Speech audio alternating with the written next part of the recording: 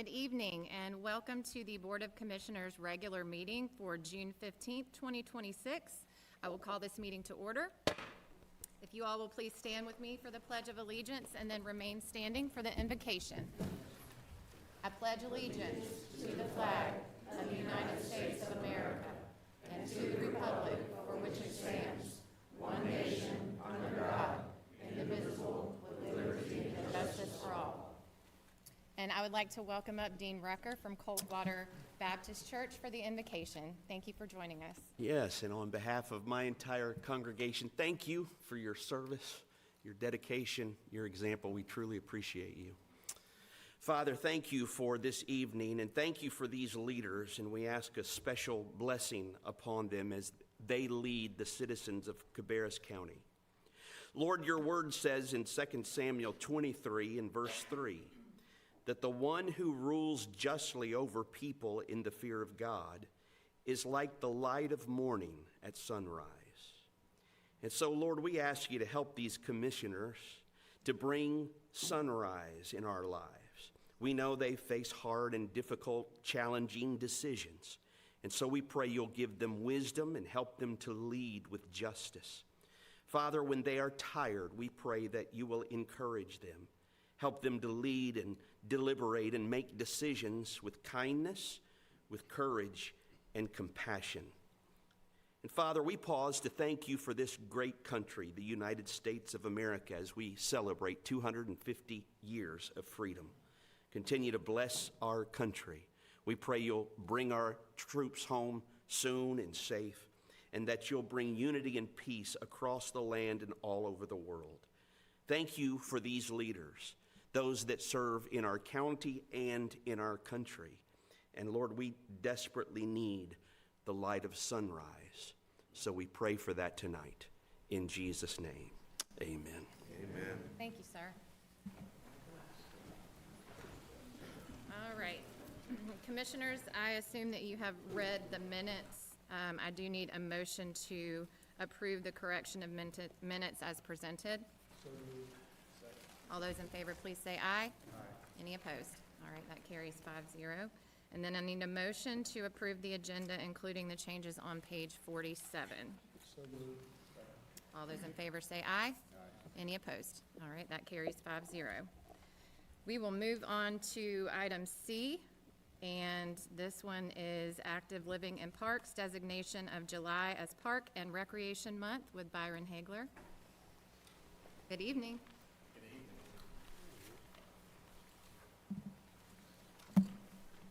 Thank you for joining us. Thank you so much for having me. Commissioners, in celebration of July being Parks and Recreation Month, we'd like to share a brief video highlighting the places, programs, and experiences available throughout Cabarrus County. For residents and patrons who may not have had the opportunity to visit our parks and facilities, this video provides a glimpse into many ways the Active Living and Parks Department serves the community. We also want to recognize our incredible communications department for creating this outstanding video and helping showcase the impact of the parks, programs, and the staff.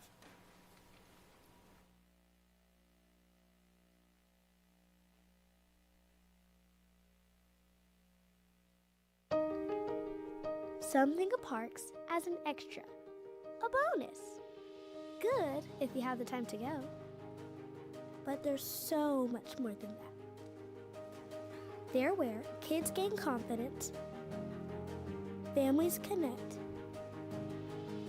health is achieved and maintained.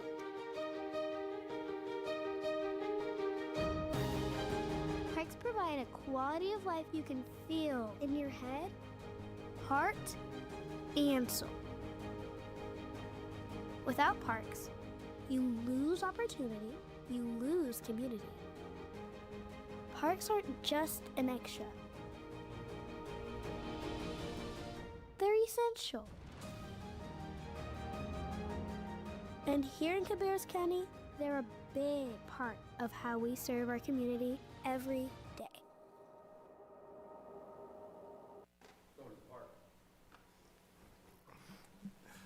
They did a fantastic job. With that, I would like to read the proclamation. Whereas Parks and Recreation is an integral part of communities throughout this country, including Cabarrus County, and whereas Parks and Recreation promotes health and wellness, improving the physical and mental health of people who live near parks, and whereas Parks and Recreation promotes time spent in nature, which positively impacts mental health by increasing cognitive performance and well-being, and alleviating illnesses such as depression, attention deficit disorders, and Alzheimer's.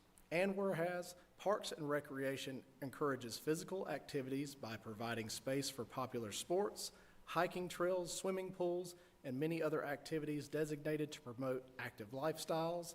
And whereas Parks and Recreation is a leading provider of healthy meals, nutrition services, and education. And whereas Parks and Recreation programming and education activities such as out-of-school time programming, youth sports, and environmental education are critical to childhood development. And whereas Parks and Recreation increases a community's economic prosperity through increased property values, expansion of the local tax base, increased tourism, the attraction and retention of businesses, and crime reduction. And whereas Parks and Recreation is fundamental to the environmental well-being of our community. And whereas Parks and Recreation is essential and adaptable infrastructure that makes our communities resilient in the face of natural disasters. And whereas our parks and natural recreation areas ensure the ecological beauty of our community and provide a place for children and adults to connect with nature and to recreate outdoors. And whereas the U.S. House of Representatives has designated July as Parks and Recreation Month, and whereas Cabarrus County recognizes the benefits derived from parks and recreation resources, now therefore be it resolved by the Cabarrus County Board of Commissioners that July is recognized as Parks and Recreation Month in Cabarrus County. Adopted the 15th day of June, 2026. Thank you.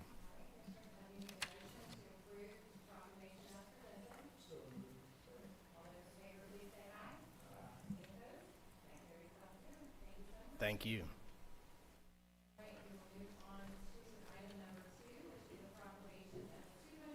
50th anniversary of American independence, and this is going to be presented by Vice Chair Ian Patrick. Whereas the year 2026 marks the 250th year of the adoption of the Declaration of Independence on July 4th, 1776, wherein the people declared with one voice that all men are created equal, and they are endowed by their Creator with unalienable rights, including the right to life, liberty, and the pursuit of happiness. And whereas, calling upon the supreme judge of the world, they rejected despotic rule and pledged their lives, their fortunes, and their sacred honor to defend self-governance. And whereas this anniversary provides an opportunity for Americans to reflect on and renew our commitment to the ideals upon which our country was founded, and whereas this historic milestone invites all to learn more about our nation's history, celebrate our shared heritage, and inspire current and future generations to embrace the responsibilities and privileges of citizenship. And whereas throughout 2026, Americans across the nation will participate in celebrations recognizing America's 250-year journey as the best country on earth. Now, therefore, be it proclaimed that the Cabarrus County Board of Commissioners hereby recognizes and commemorates the 250th anniversary of the United States of America and encourages all residents to observe this historic occasion by reflecting on our nation's history, honoring those who have served and sacrificed for our freedoms, and participating in activities that celebrate the enduring ideals of liberty, self-reliance, and civic responsibility. God bless these United States of America. Opted this the 15th day of June, 2026. All right, Commissioners, I need a motion and a second to approve the proclamation as presented. All right, all those in favor say aye. Aye. Any opposed? That carries 5-0. Thank you. The next proclamation I have is going to be presented to us this evening by Sabrina Berry for Juneteenth.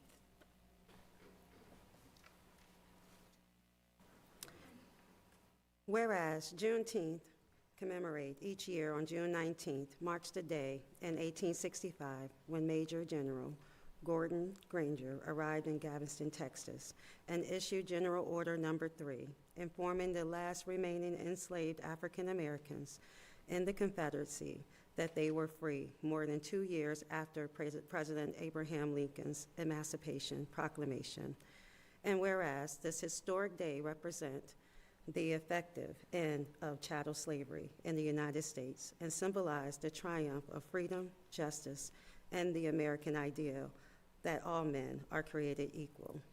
And whereas the emancipation of millions of African Americans were achieved through the courage and sacrifice of Union soldiers, black and white, who fought to preserve the Union and end the institution of slavery, along with the unyielding determination of abolitionists, Underground Railroad conductors, and formerly enslaved leaders such as Frederick Douglass. And whereas it was President Abraham Lincoln who issued the Emancipation Proclamation on January 1st, 1863, and who championed the 13th Amendment to the U.S. Constitution, which permanently abolished slavery throughout the United States. And whereas the work of abolish was further carried forward through the efforts of legislators in Congress and state legislators who passed the Civil Rights Act of 1866 and laid the foundation for the 14th and 15th Amendments, securing citizenship, equal protection, and voting rights for African Americans, a legislative legacy rooted in the conviction that the promise of American freedom must extend to all people.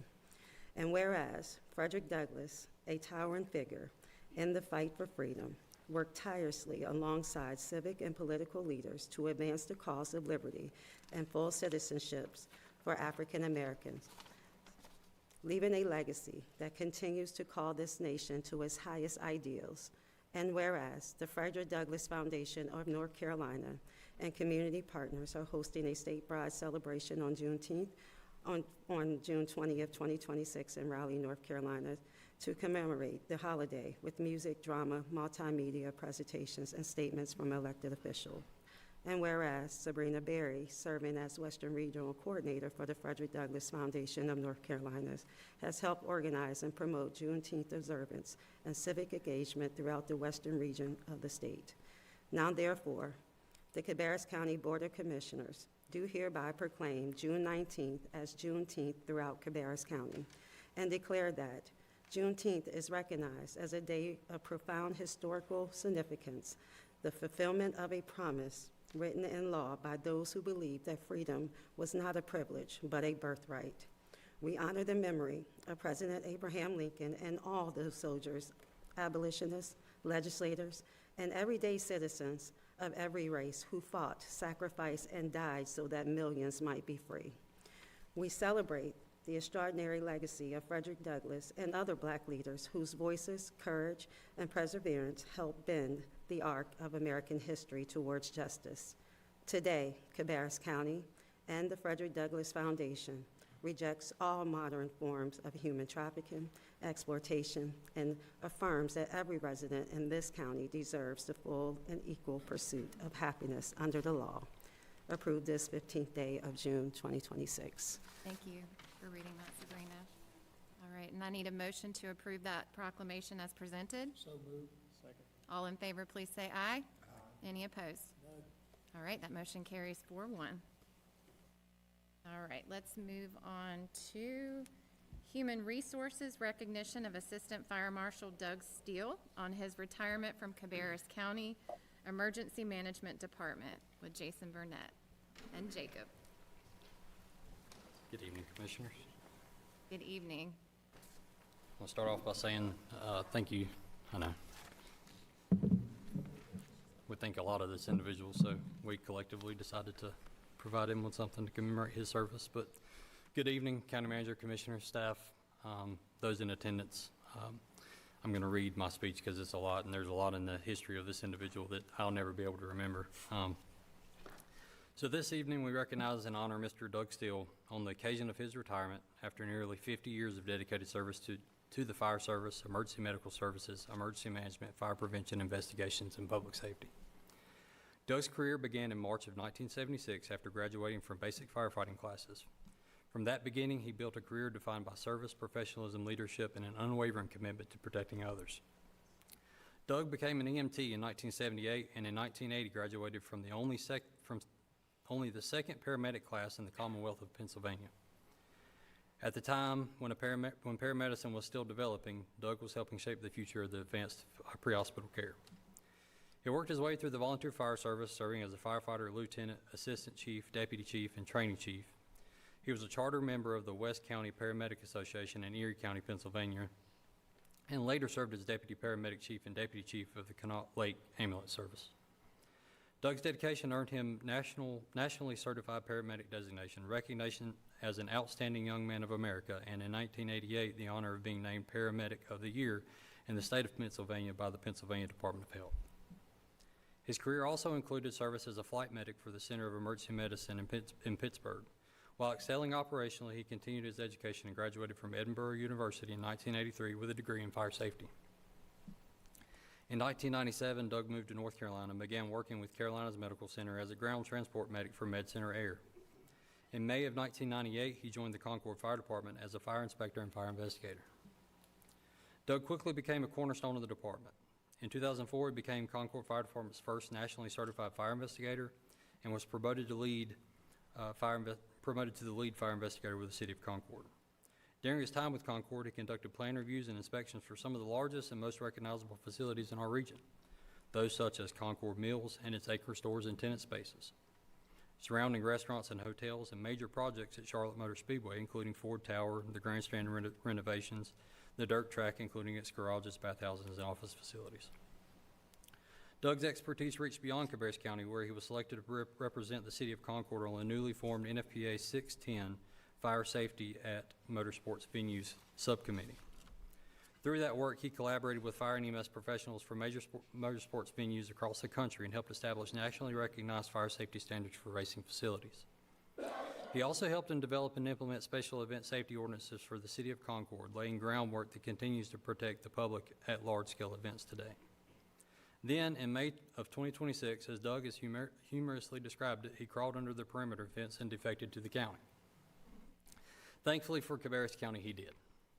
For nearly 20 years, Doug has served in Cabarrus County Fire Marshal's Office and Emergency Management Division, becoming one of the most respected and knowledgeable public safety professionals in our region. One of his most significant contributions has been his leadership in nuclear emergency preparedness with the McGuire Nuclear Response Program. Doug became the county's primary instructor and specialist for nuclear response training exercises, training more than 400 personnel every 2 years, including law enforcement, fire, EMS, rescue, social services, transportation, and other county and municipal partners. He successfully led multiple FEMA-graded field exercises and evaluations and EOC evaluations. His expertise has also led to appointments on the North Carolina Emergency Management Nuclear Training Committee, Nuclear Equipment Committee, where he's helped standardize training and radiation screening equipment across North Carolina nuclear counties. Doug also developed and directed a countywide juvenile fire sitter program.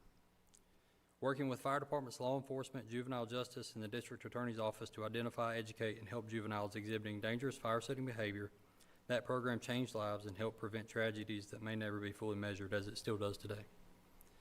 Throughout his career, Doug has been deeply involved in fire prevention, emergency management investigations, and public safety planning. He conducted plan reviews for county schools, county facilities, commercial buildings, industrial expansions, and downtown redevelopment projects across Cabarrus County. Doug has conducted more than 700 fire investigations, including major commercial fires, residential fires, vehicle fires, attempted homicide cases, homicide by fire prosecutions. His professionalism and expertise help bring answers to victims, accountability to offenders, and closure to families during some of their most difficult moments. When you look at Doug Steele's career, the accomplishments are remarkable. But those who have worked beside him know what truly sets Doug apart, and it's not just his resume. It's the person behind it. Doug has been a mentor, a teacher, and a trusted advisor, and a standing hand in difficult situations. He's been a friend to me. Doug has led grief counseling programs at his church. He's been a person that other people can call for experience, perspective, and problem solving, and simply a friend to talk to. He approached public service not as a job, but as a calling. For nearly 5 decades, Doug has dedicated his life to protecting people he may never meet. Because of his work, buildings are safer, emergency responders are better trained, events are more prepared, investigations are more professional, communities are more resilient, and countless citizens across Pennsylvania and North Carolina are safer today than they otherwise would have been. Doug, on behalf of Cabarrus County government and the countless people whose lives you have impacted throughout your career, thank you. Thank you for your leadership, your professionalism, your mentorship, and your lifetime of service. To a career dedicated not only to responding to the emergencies that could have occurred and did occur, but preventing the countless tragedies that, because of Doug's work, never did. Please join me in congratulating Mr. Doug Steele on an extraordinary career and a very well-earned retirement. And on behalf of Cabarrus County, I'd like to present Doug with a plaque commemorating his service. Again, honoring your years of faithful service to the citizens of Cabarrus County through your dedication, professionalism, and commitment to fire prevention. Countless lives and properties have been protected. Your legacy will endure for the safety of this community, a career dedicated not to the fires you see, but the tragedies that you never will. Congratulations.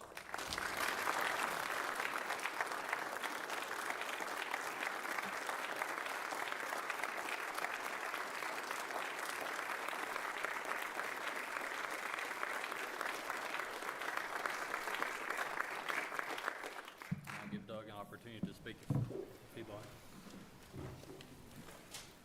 First of all, thank you, Jacob, for the kind words that you had and the mentorship you have provided to me and the friendship that you and Jason Burnett have both exhibited during my time here with the county.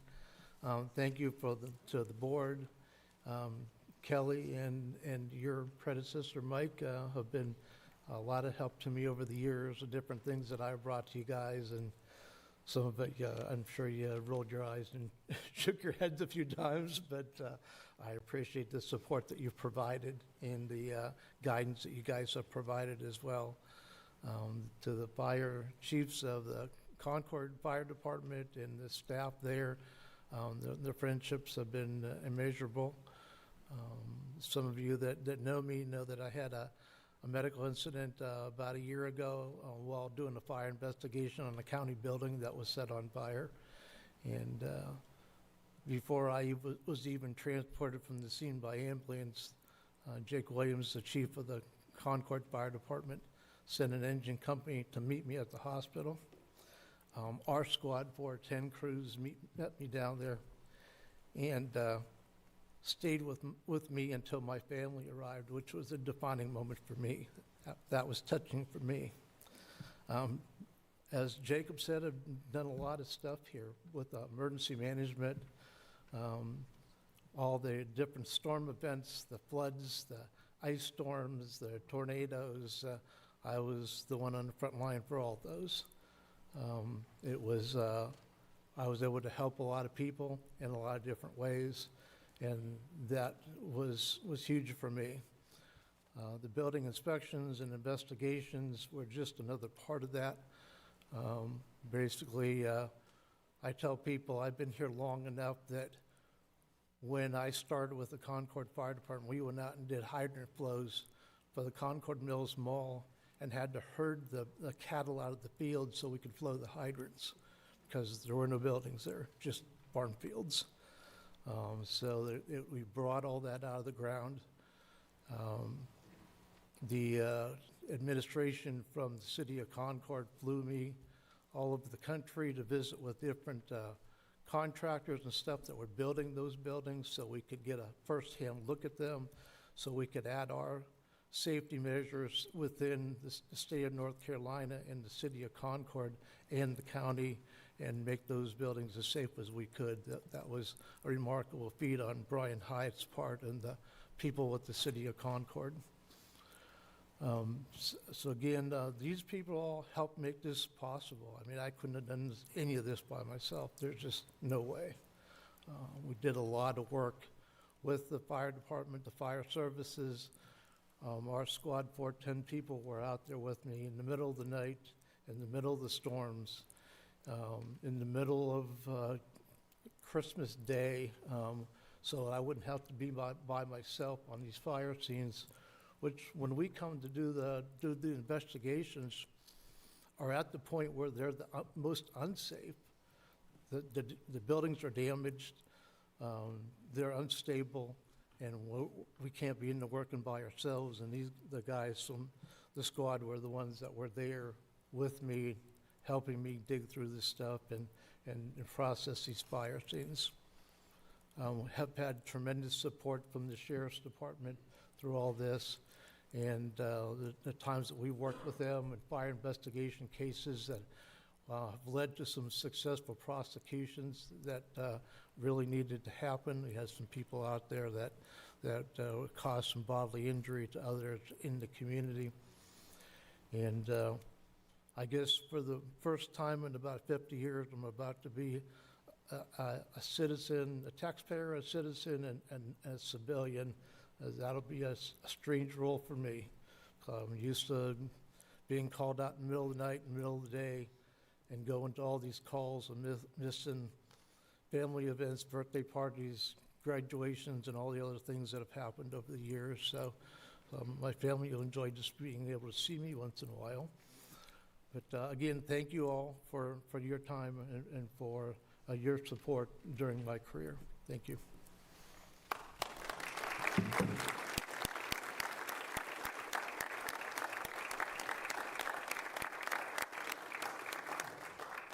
Doug, we thank you so much for all of your service, sir.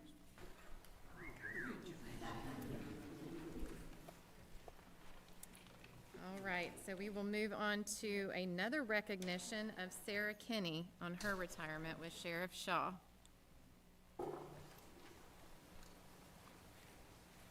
Good evening. Good evening. Thank you, Madam Chair and Commissioners. Appreciate you having me here tonight. It's always a pleasure to recognize someone that's retiring and take a moment to talk about what they contributed to this county, to the agency that they work for, and the many other things that go unnoticed that they do each and every day. So tonight it's my pleasure, Sarah, you want to come up? To introduce Sarah Kinney. She's a records specialist in our Civil Division and Records Division. And Sarah's been on a unique 12-year journey, to say the least. So 14, I'm sorry. I don't mean to shortchange you. Thank you. That's what I mean. See what Sarah does? She keeps us straight. But in May of 2012, you're right, the math adds up too, she accepted a shared position with Cabarrus County between the Cabarrus County Sheriff's Office and the Fire Marshal's Office. So she started out assisting with fire alarm permits, concealed carry permits, and just being there to make those things move and happen behind the scenes.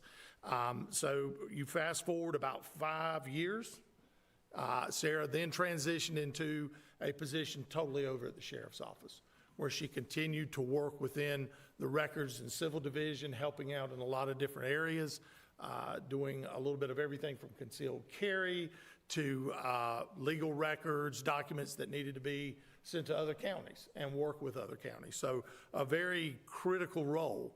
Sarah also did this while technology was changing very rapidly.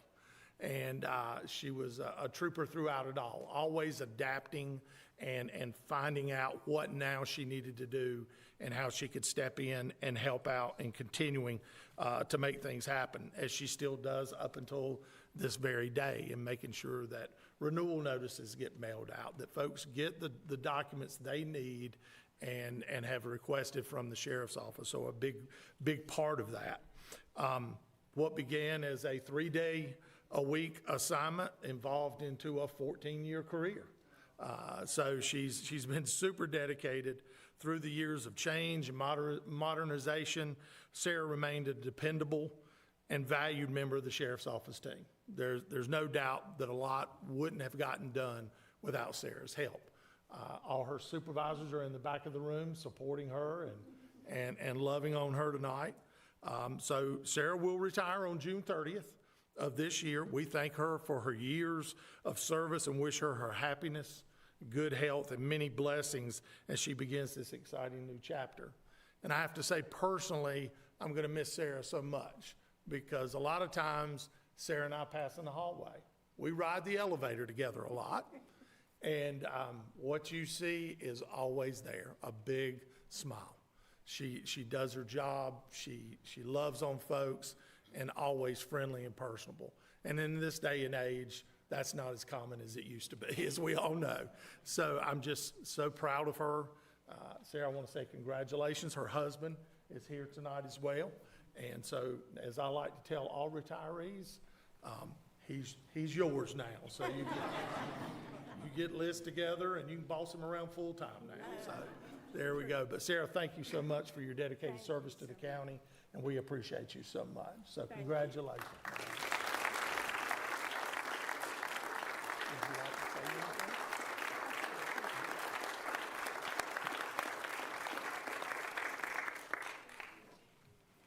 I will say, starting out as a teenager, I would have never thought I would work for a sheriff's office. But I have come to appreciate these men and women that keep us safe and the things that they do and how they accomplish it. And I have enjoyed my 14 years and can't thank them enough. Thank you, Sarah.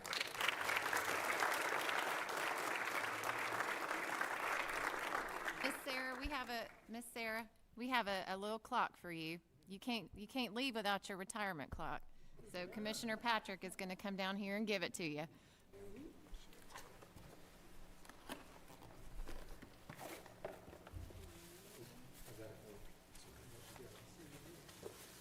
Oh, my. Thank you.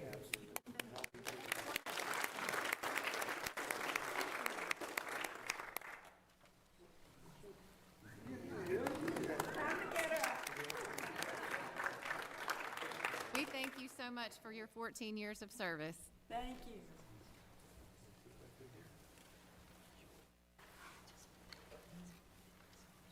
All right, so there is one thing that I wanted to mention as well. So Cabarrus County was recognized by the North Carolina Department of Labor for the 10th consecutive year of outstanding work in accident prevention. So we got this little nifty plaque, so we're gonna hang this up too, so. That's very good. 10 years, no accidents. All right, so we will move on to informal public comments. Ms. Ariadne, how many do we have? We have 21 public comments. 21, okay. We will start off with Ashlyn Berry.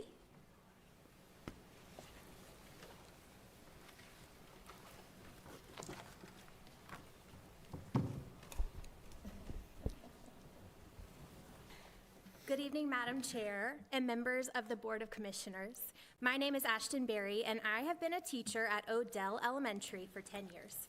I also had the privilege of serving as the 2021-2022 Cabarrus County Schools Teacher of the Year.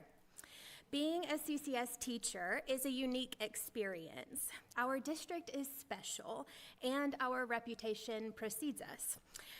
At conferences across the state and country, fellow educators usually find me to mention that they've heard of CCS and they're eager to learn more about how we achieve our success.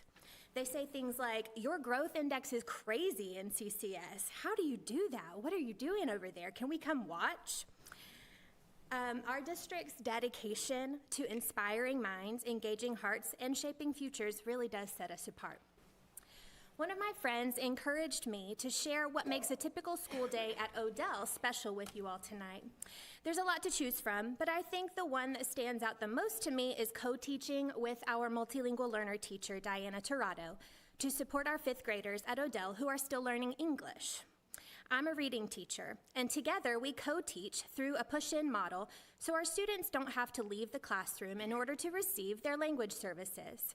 Through collaboration and our intentionality, we've supported students who speak up to 12 home languages in one classroom, and they don't have to miss any instructional time. This push-in model is unique to Cabarrus. We are trailblazers, and districts all around us want to learn more about our ML program so they can replicate it. Part of a letter one of our students wrote us says, "Dear teachers, I just wanted to say thank you so much for everything you've done for me. When I first came to class and didn't speak English, you were always patient, kind, and supportive. You helped me learn and feel more confident every day." That student passed her EOG this year with flying colors, by the way.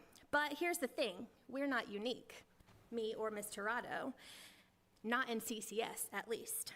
This kind of impact happens all the time in our district. Every teacher I know in Cabarrus has a letter like this tucked away somewhere because the education that we offer our students is world-class, and it sets the stage for a more prosperous Cabarrus County overall. As Teacher of the Year, I learned that operating a school district as large as ours is more complex than I ever realized. There's a domino effect of decisions that have to be made in order to make successful programs like the ML program possible. I was given a new vantage point with information that I didn't have before and lots of things that made more sense to me as a result. This is where the power of a conversation comes into play. I don't have all the answers that this board might seek about the budget, but the truth is that our district leaders are eager and willing to discuss any line item of that budget with you with more transparency, if you wish. My ask is that this board considers coming back to the table to have these discussions with open minds and hearts. Our value is that we are educating the vast majority of students in Cabarrus County at our local public schools. Our deliverables are the 35,173 young lives prepared for any future they can dream up. And your return on investment is a better tomorrow for Cabarrus than we have today. Thank you.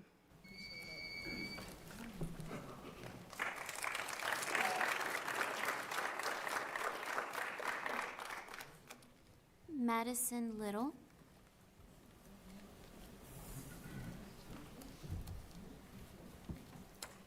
Good evening, and thank you for the opportunity to speak with you tonight. My name is Madison Little, and I am honored to have served as the Cabarrus County Schools 2025 District Teacher of the Year. As educators, we are often asked, "What is your why?" I like to respond by saying, my why is actually my who. It is the girl with Down syndrome whose dream is to cheer for her school, working harder than anyone else to perform on the gym floor. It is the mother calling and pleading for help because the systems meant to support her family have continuously let her down. It is the boy with autism proving that society's expectations do not define him as he creates visual storyboards and shares them with the world. It is a team of teachers celebrating growth they once thought impossible because they were given the tools and resources to help a child thrive. My platform is growth of every child through equitable learning and collaborative support. That belief has been shaped most deeply through my work and passion in special education, where growth often looks different but is no less powerful. The moments I have shared tonight are not rare moments. They happen every single day in Cabarrus County schools. They happen in classrooms, hallways, cafeterias, buses, athletic fields, and within our special education classrooms as well.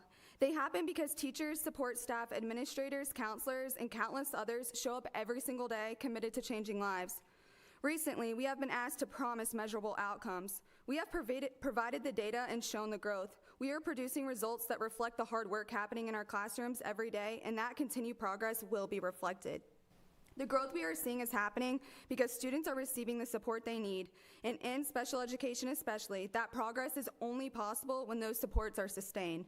But behind every data point is a child. Behind every percentage is a student learning to read. Behind every growth measure is a teacher staying after school. And behind every success story is a family trusting us with what matters most to them. Tonight, I'm not here simply to ask for more funding. I'm here to ask for the investment in the future of Cabarrus County, because these are just not financial decisions. They are decisions about priorities. They are investments in children, family, educators, and communities. They determine whether students receive the support they need, whether teachers have the resources to help children succeed, and whether opportunities continue to grow. As District Teacher of the Year, I had the privilege of serving as the teacher liaison alongside our Board of Education. During that experience, I learned the power of listening, seeking to understand, and finding common ground.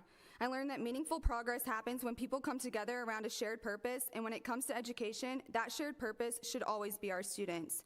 The students, families, and educators I spoke about tonight are counting on all of us.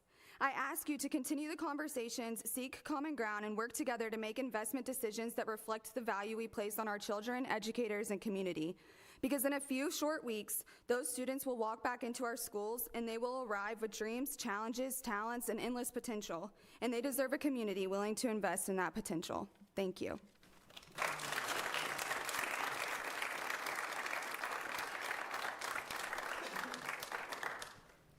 Chris Bishop.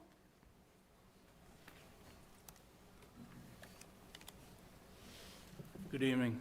I'm Chris Bishop from Harrisburg. I'm here tonight to ask for your vote in support of the transparency resolution in front of the board. Elected bodies such as this have the duty and obligation to inform the citizens of their actions. Providing clear, timely information to county residents is not an option. The residents of Cabarrus County are entitled to know what the board views as their priorities and where their money is being spent. Recent events, such as the passage of H.R. 1 in Congress and the lack of a budget in Raleigh, have undoubtedly made budgeting at the municipal level difficult at best. Cuts to education funding and programs such as SNAP, WIC, and Medicaid have a profound impact on the most vulnerable in our community. Put the blame where it lies, with those in the majority in Raleigh who for nearly 1,000 days have failed in their responsibility to pass a state budget. How this board deals with these funding uncertainties on top of population growth and inherent increased demands for services and infrastructure must be fully disclosed.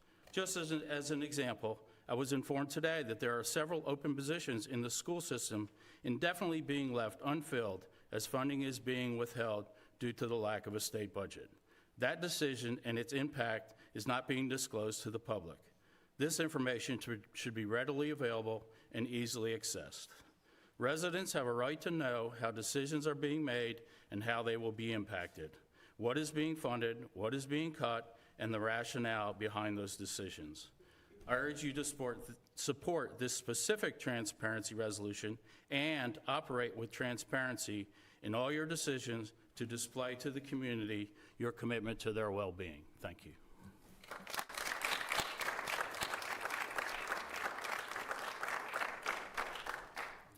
Ingrid Nurse. Good afternoon. Commissioners are public officials. You are directly elected by voters and hold a position of public trust to manage government funds, shape local policies, and enforce laws. Because you hold public office, you are bound by government ethic laws and financial disclosure requirements. Therefore, there are specific legal and ethical standards that you must uphold in this public office. So when your electorate asks for public transparency, financial transparency, you are obligated to comply. With all the other things going on in our country and in our county, law-abiding taxpaying citizens want to know and petition for transparency because it is essential. I am Ingrid for the people, by the people, because I am the people. Thank you.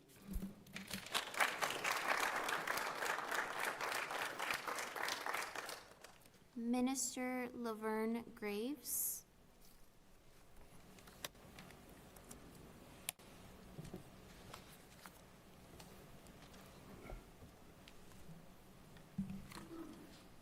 Evening blessings. I'm Minister Laverne Graves, and I'm here on behalf of Cabarrus County in regards to the stoppage and the shortage of the K-Rider system, CK-Rider system here. The people here need that bus service to go back and forth to work, back and forth to doctor's appointments. They needed to go back and forth to job interviews, and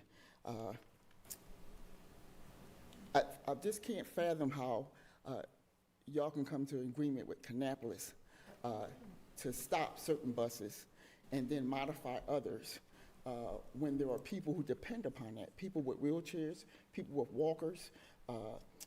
There's women and children emergency housing around the green route. And they use that bus. That's the only bus that goes up that route. And without the green bus going there on the weekends, there will be people walking on the highways to get to transit. Not to mention people won't be able to get to work if they go to Walmart. They can't go shop. And then when I met one of the councilmen at one of the meetings, she was unaware of that. So the fact that you can just stop certain buses and modify them and not know what's going on in that area is unfathomable, and that's oppression. A lot of people are going to lose their jobs. A lot of people, I mean, it's not just a poor thing, it's a community thing. Whether you work here, whether you live here, whether you play here, like the community is going to be impacted by that. And it's supposed to take place July the 1st. And the Lord is not pleased with that. And we know what the Lord says about, the oppression. Proverbs 14:31, whoever oppresses the poor shows contempt for their maker, but whoever is kind to the needy honors God. And the thing is, to know that somebody won't be able to get to work, and these are people who make minimum wage. I ride the buses with them every day.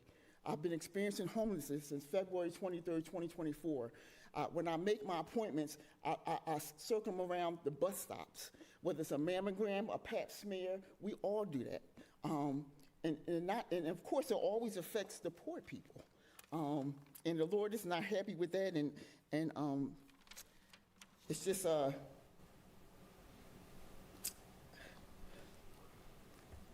oppression is deliberately targeting the unfortunate in the world's eyes, but God holds them dear to his heart. The devil comes to steal, kill, and destroy, but he comes to give us life and give us life more abundantly. Thus says the Lord, if this takes place, prayers will go unanswered. Thank you, and God bless.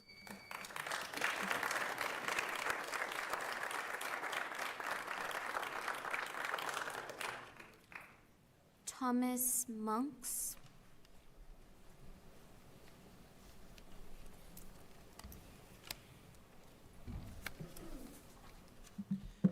Good evening, Commissioners. My name is Thomas Monks, and I'm a resident here of Cabarrus County. 2 months ago, parents, teachers, and community members came before this board with a simple request. We asked you to listen to the people responsible for educating our children.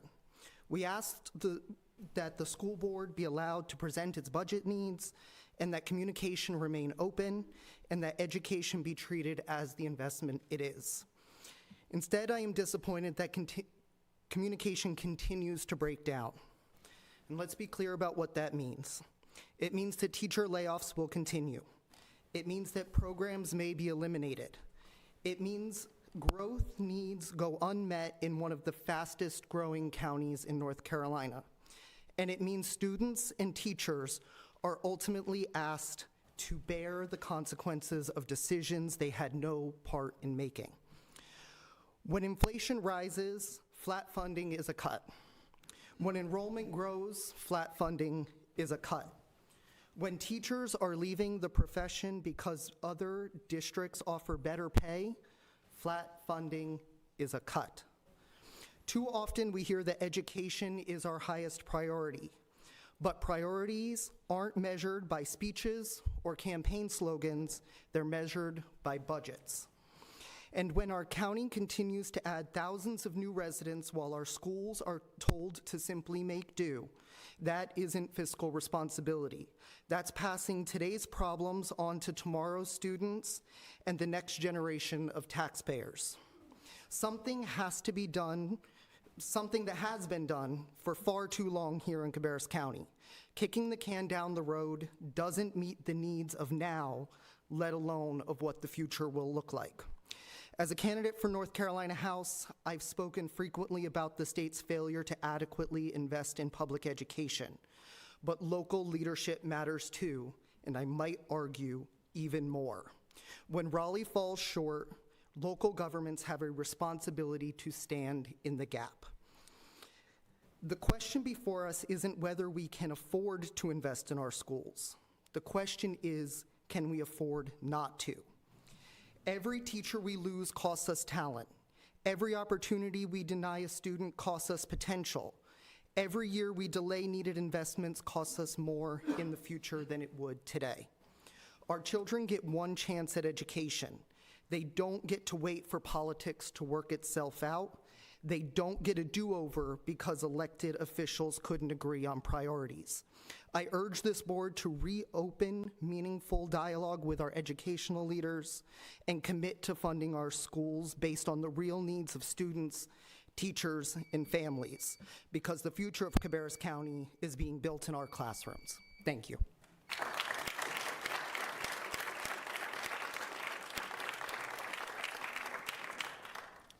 Dan Redding.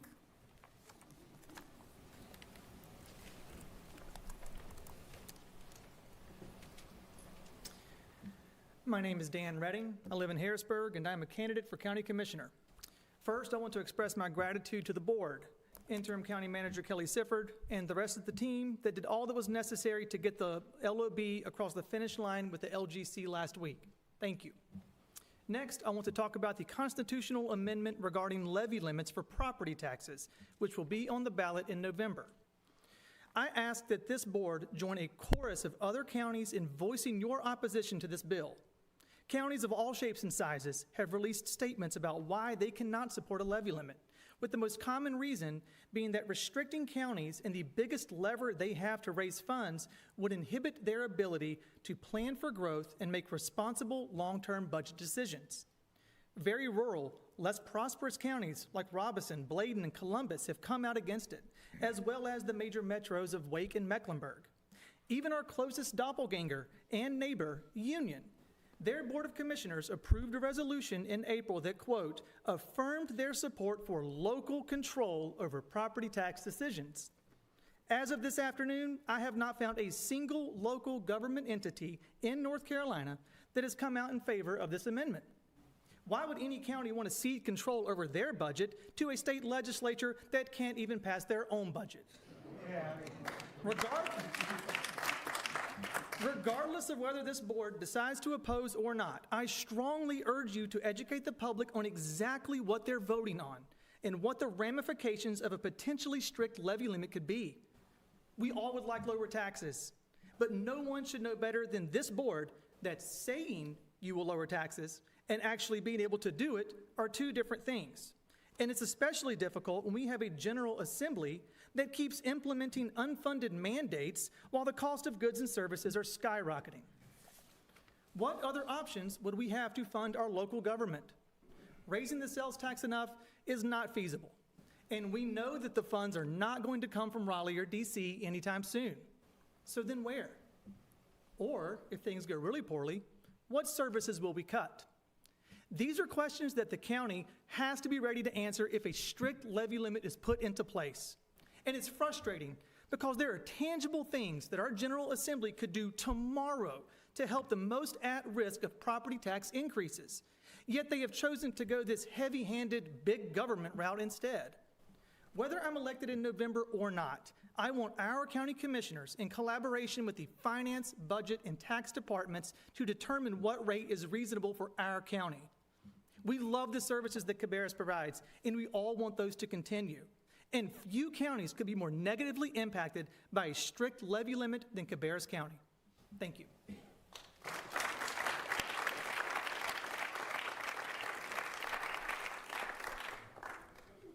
Laura Beaver.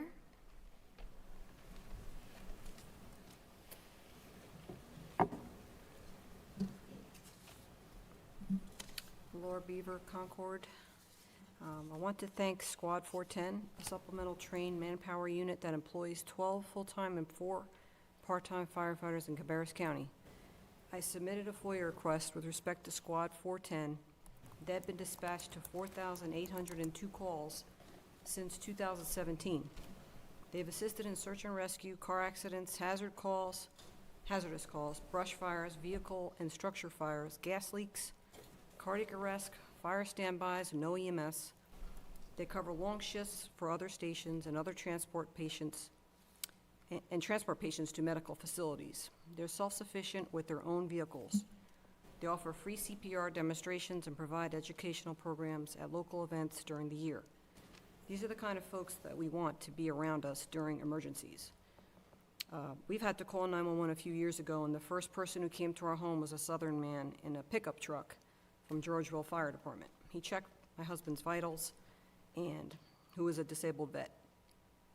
Another volunteer arrived, then the ambulance came minutes later. They didn't leave until my husband was in the ambulance, and they checked to see if it was okay if I was okay before I left for the hospital. That is the comfort that I needed during this medical attention. I respect county commissioners, but I scratch my head over this decision to potentially cut essential workers. I don't know all the reasons behind it, but I hope these firefighters will not have spent 9 years serving our county to only have to go back in the back of the line, the hiring process, or start over as a rookie. The facts that I pulled from the National Volunteer Fire Council: volunteers comprise of 62% of firefighters in the U.S. Out of 1.1 million firemen, 635,100 are volunteers. Many local volunteer fire departments are struggling to meet staffing needs. The majority of fire departments in the USA are volunteer. Out of 29,452 fire departments, 18,873 are volunteers. 32 out of 72 firefighters who died in the line of duty in 2024 were volunteers.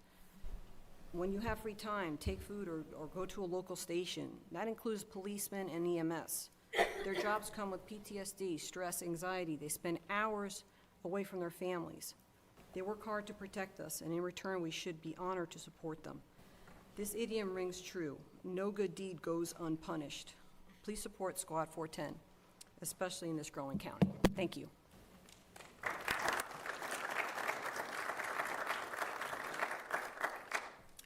Debbie Vavra.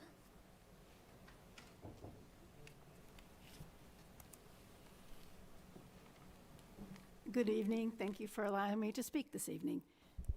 My name is Debbie Vavra. I'm from Kannapolis, and I'm here to urge the Board of Commissioners to work with the Board of Education to come up with a budget that fully supports public education.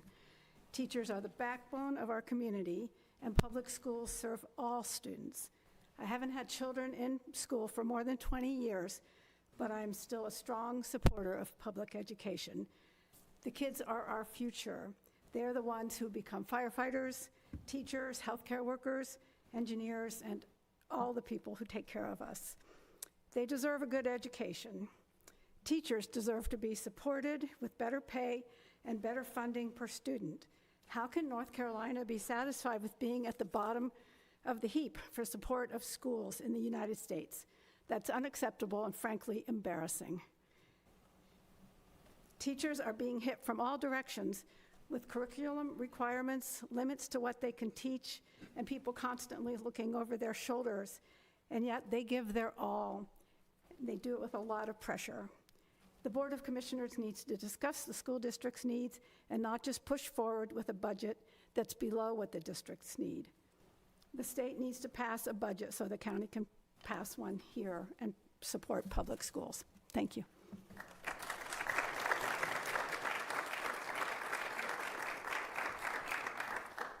Keisha Sandage.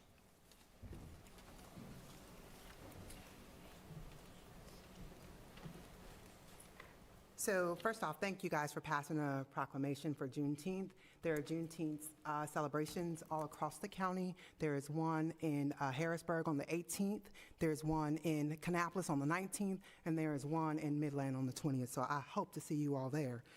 Just a few reminders. In April of 2019, then board member Laura Blackwell Lindsay stated, "Seems like a waste of time for us to spend so much time on the budget and literally get nothing back from the county.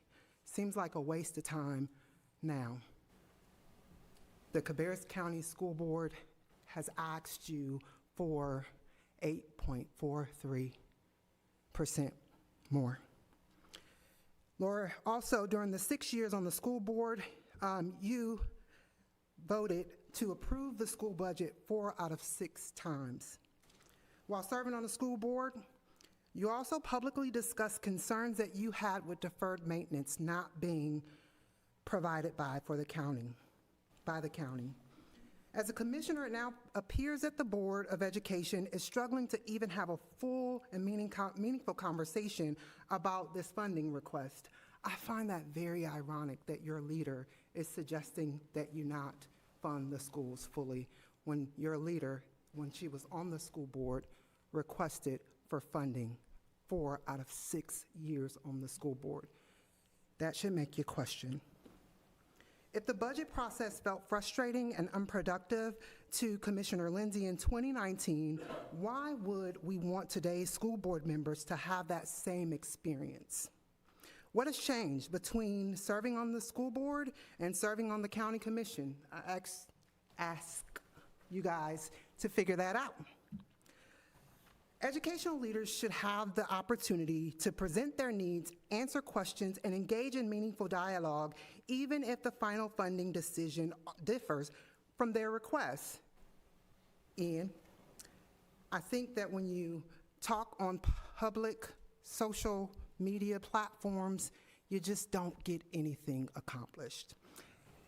And a few weeks ago, we saw that easily could be had in private, if you guys need to, in public, if you need to get a resolution for our school system. The county's educational partners, including Cabarrus County Schools, Kannapolis City Schools, and RCC, deserve to be heard before decisions are made. The seats may have changed, Laura, but principles shouldn't. Every elected body deserves an opportunity to present its needs and participate in an open, respectful budget process. Thank y'all.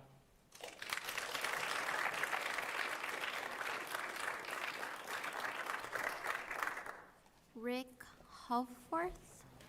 Very good. Oh, thank you.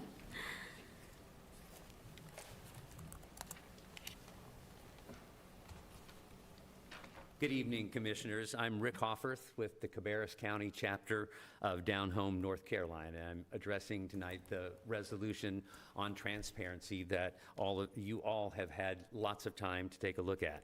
On March 29th of this year, I emailed all 5 of you. I heard back from 2, and I did not hear back from the other 3, not even an acknowledgement of my email, which I was kind of surprised about.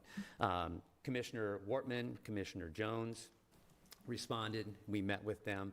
We had productive conversation. The rest of you, no response, no conversation. And I think that it's clear now how you're going to vote this evening.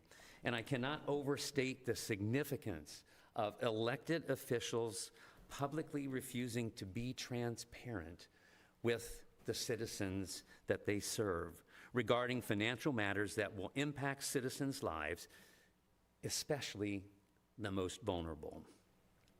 Our resolution does not ask for money, does not ask for changes in the budget or changes in financial procedures. We are asking you, the Cabarrus County Board of Commissioners, to share information, gather community input, and talk to our state and federal leaders about cascading impacts of federal budget cuts and state budget delays and cuts on our local budgets for years to come. Some of you think it is wrong when citizens, an individual or a group of citizens, demand anything from you. I see in this attitude a fundamental failure to understand that you work for us, all of us.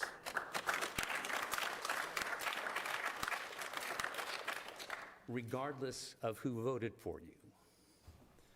The matters for which we are asking transparency are not the decisions that you have made.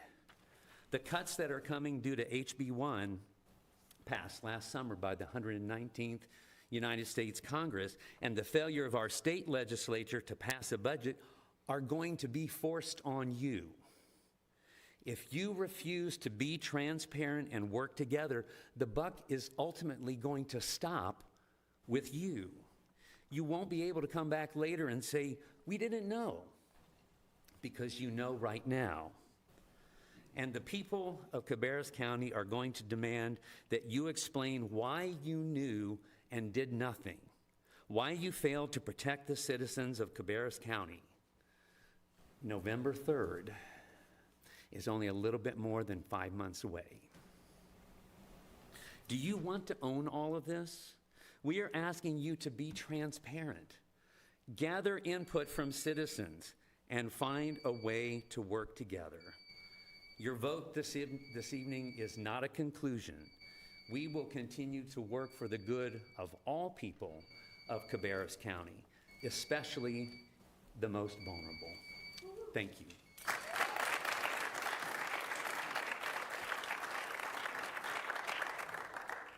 Justin Luter.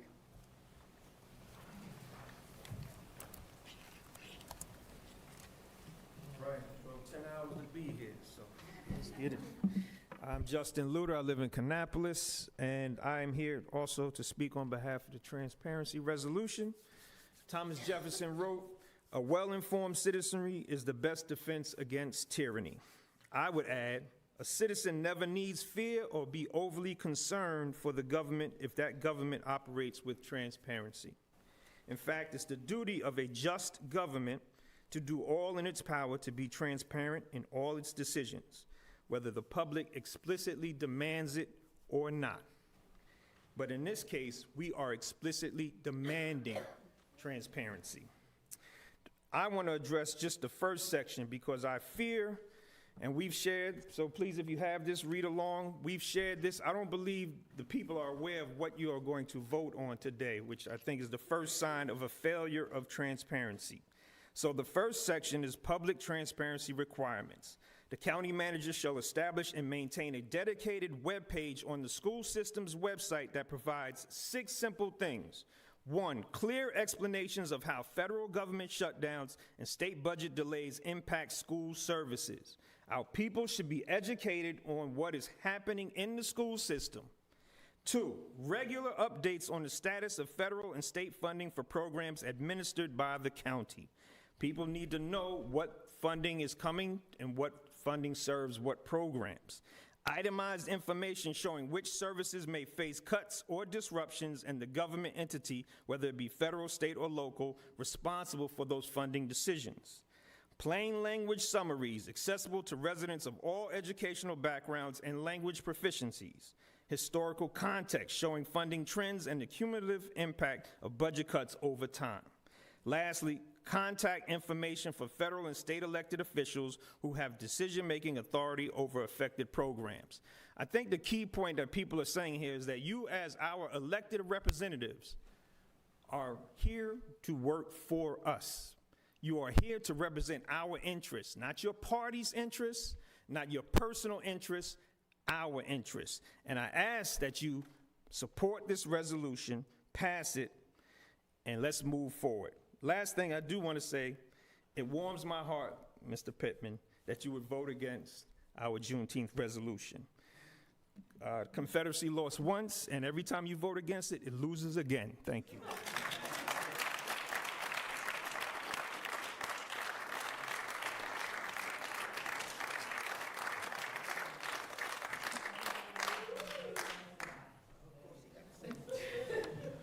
Nancy Hoffar.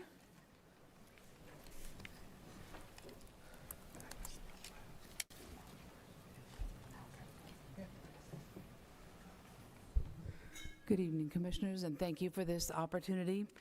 After the people who have preceded me this evening, I almost didn't come up here. I was ready to employ what I know about writing and just say IBID, but I decided I'm going to talk anyway. When Down Home first presented our resolution in March, I thought it would be a fairly easy process, asking county commissioners to be transparent, not asking for their time or money.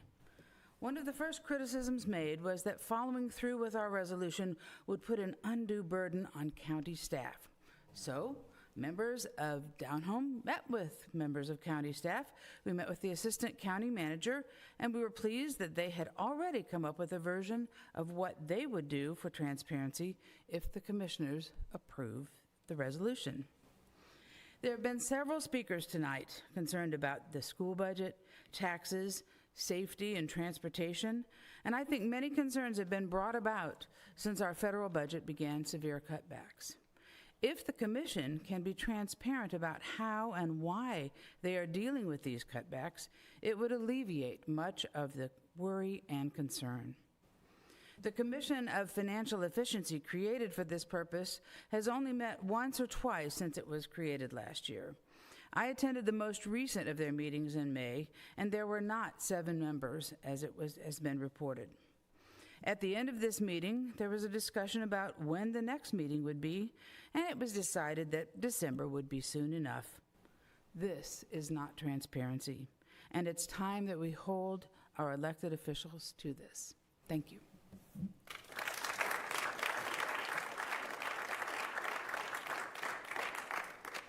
Robert Mitton.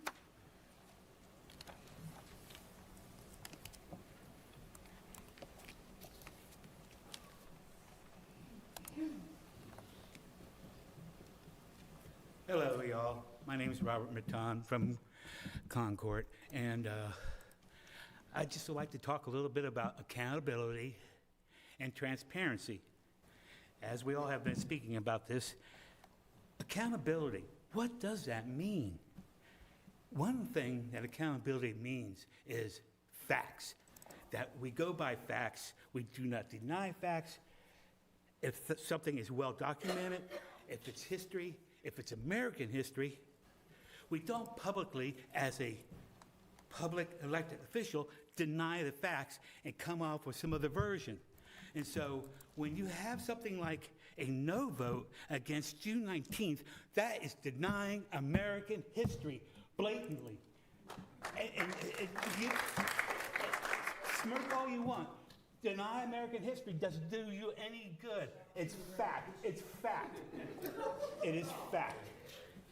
And it's just disgusting that we have people in this day and age representing us who cannot accept facts and cannot be honest about reality.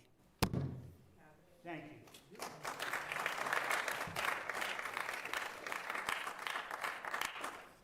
Grace Hemsley.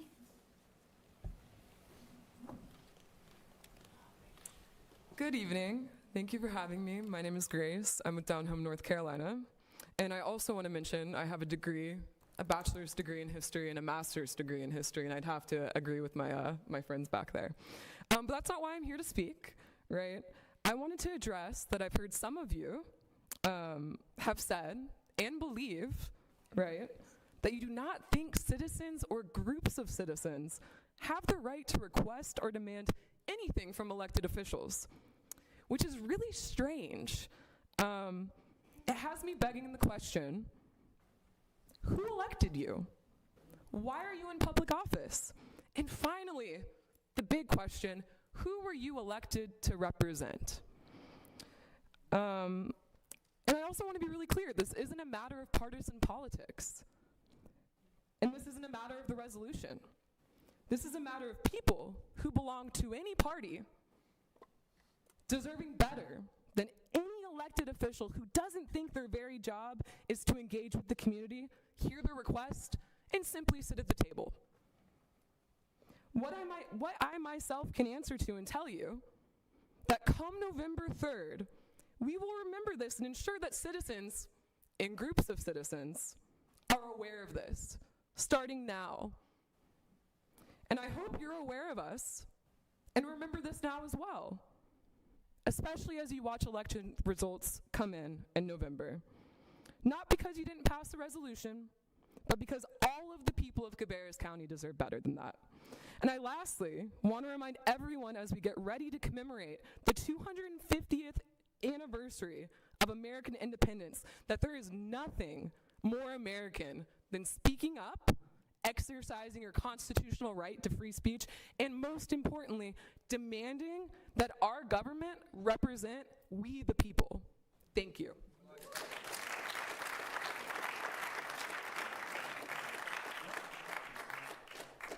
Stephen Bryant.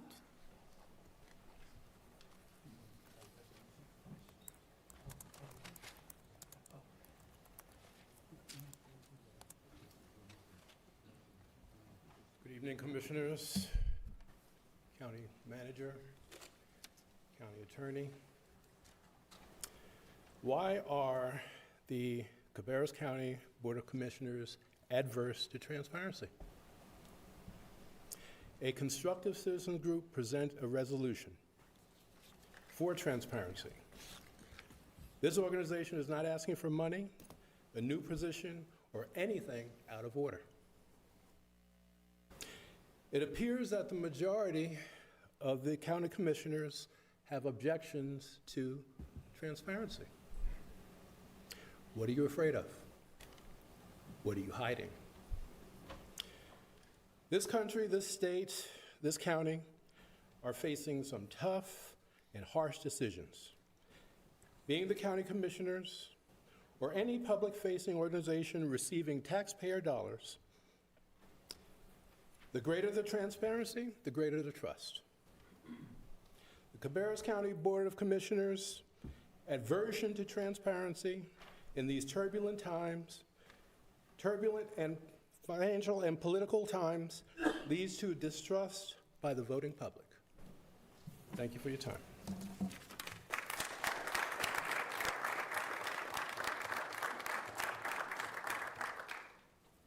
Ezra Whitecheck.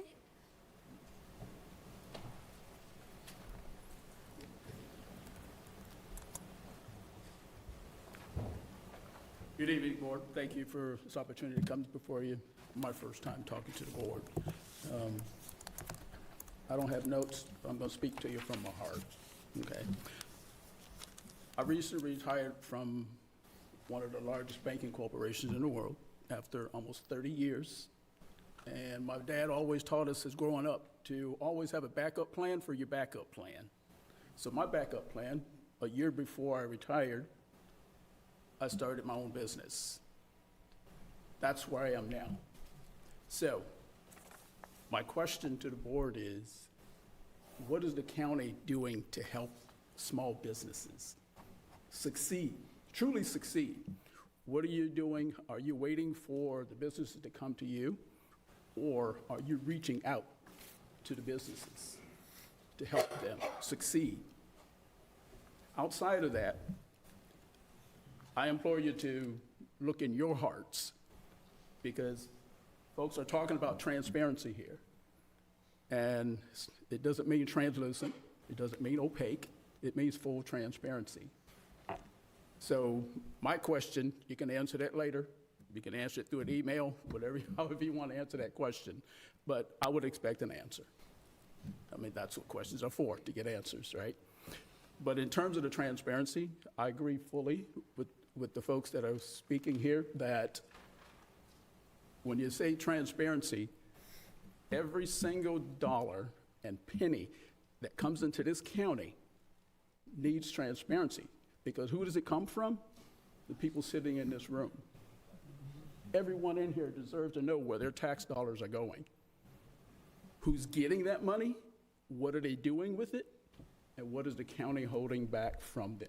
So if there's some shady deals going on, you may as well step down now if you got some shady deals that might come to light. Okay, I'm just being honest with you. I'm speaking to you from my heart. I'm not here to slam anybody. I'm not here to embarrass anybody, but transparency is key. In my business, yes, I'm fully transparent. Any questions you want to know about my business, I'll give you full transparency, because I'm not trying to hide anything. But as elected officials, representing not just the people in this room, but every citizen of this county, you're representing them. And as a team, you represent them.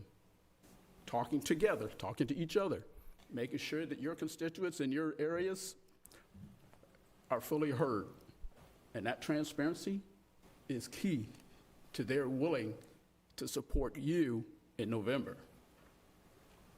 It supports whoever they feel is giving them the transparency that they deserve, that they elected you to sit on this panel to give them. So on that note, I step down. Thank you.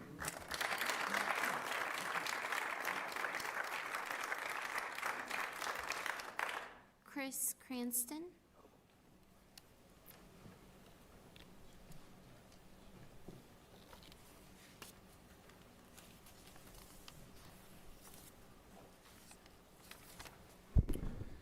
Good evening to all present and those watching online, with a special mention to the folks who have joined or visited our Facebook group, Cabarrus County Citizens Against Tax Hikes and for Government Transparency. Today and every June 15th has been a challenge for me, Since 2015, when my older brother Sid went missing, and I'm not claiming victimhood or looking for comfort, but I would regret not mentioning him on this day, and I miss and love him very much and look forward to our reunion in the presence of the Lord. Okay, on to the task at hand. First, let me say thank you to every person on government payroll that has put work in on this budget, especially the ones trying to shrink it. I have wanted to see some attempt at reeling in spending, and finally, after over 2 years of the people's will being ran around, we can admire some fruits finally seeing the light of day. Take note, compromises have been met, something that's been missing for a long time. Even with the compromises, I see plenty of arrows being slung, who's shooting them, and who's been on the receiving end. Taking hits for common citizens as myself, and I want to say thank you. Thank you very much. Y'all are the reason, and I would go as far as say the exclusive reason, our taxes aren't going up this year, right? Hope I'm right on that. 4 of you were elected to represent we the people and not we the government. Cabarrus County government can and should be able to stand on its own merits, and the people need representatives they can trust to represent them even when they're not present. Watching the revenge firing take place has been extremely disconcerting and has only moved us backwards. Still looking for transparency on that myself. I do look forward to finally having a county manager that isn't in jeopardy of a firing and perhaps even receives a 5-0 vote. That would be welcome. Are we paying Sean Newton his lawsuit more than he seeks without even a court date? I can't help but wonder. One more thought. You all have the massive responsibility of taking our money to redistribute it to others. Please remember you're taken from families like my own who can't reasonably afford health care plans. Self-payers like me sponsor many government employees' health needs for life. And if I dare mention that, then I hate all public servants and I would prefer they were all suffering while I dance on their heads. The real truth is I love people and I want the best for all. And I get that my tones and posture can be used to argue that, but it remains true. And I appreciate diversity of thought and love brotherhood from sea to shining sea, and don't doubt me. I'm going to close this with an invitation to attend church this Sunday for Father's Day. I can pick up folks if needed and even take them home after. My church does have one mandatory requirement. You must be a sinner, which might explain why I'm so comfortable there. You can easily find me online to message me. I want to say thank you to every father out there with their nose to the grindstone, working hard to make a better life for their families, which in turn, if we are represented well, results in a better Cabarrus County for all of us. And I want to remind people about the protections from the state level. Property taxes are the only taxes that we have to pay or lose our home. I don't have to go to work. I don't have to pay income taxes, but we need protections from 200% and 300% increases on property taxes from somebody, another government, whatever. We need it. Thank you.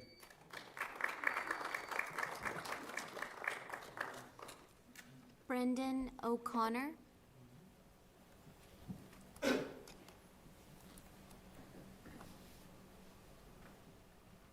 Evening, everybody. My name is Brendan O'Connor.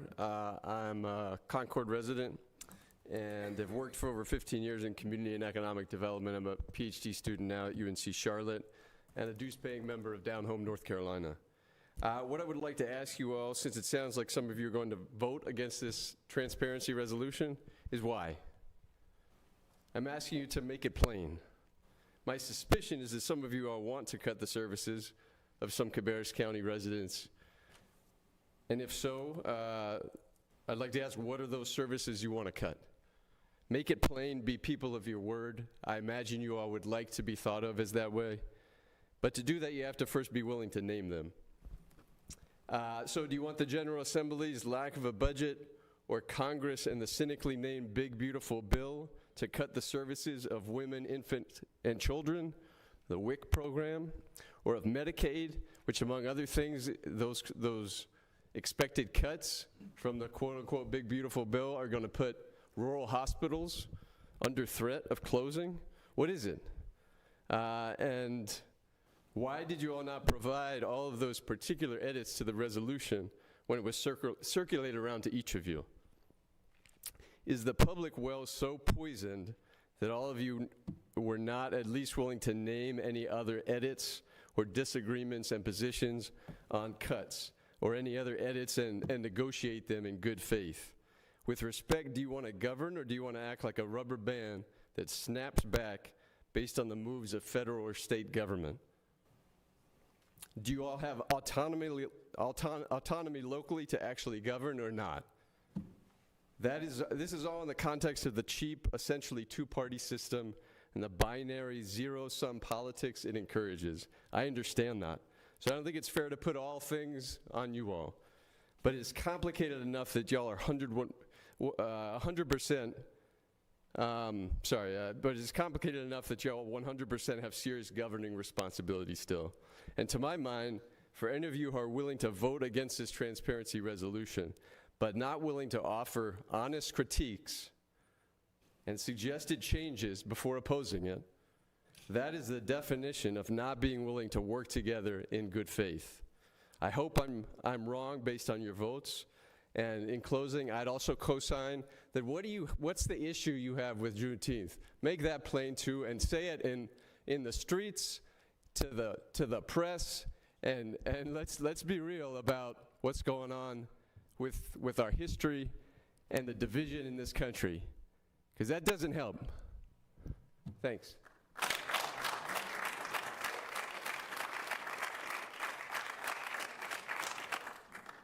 Michelle Williams.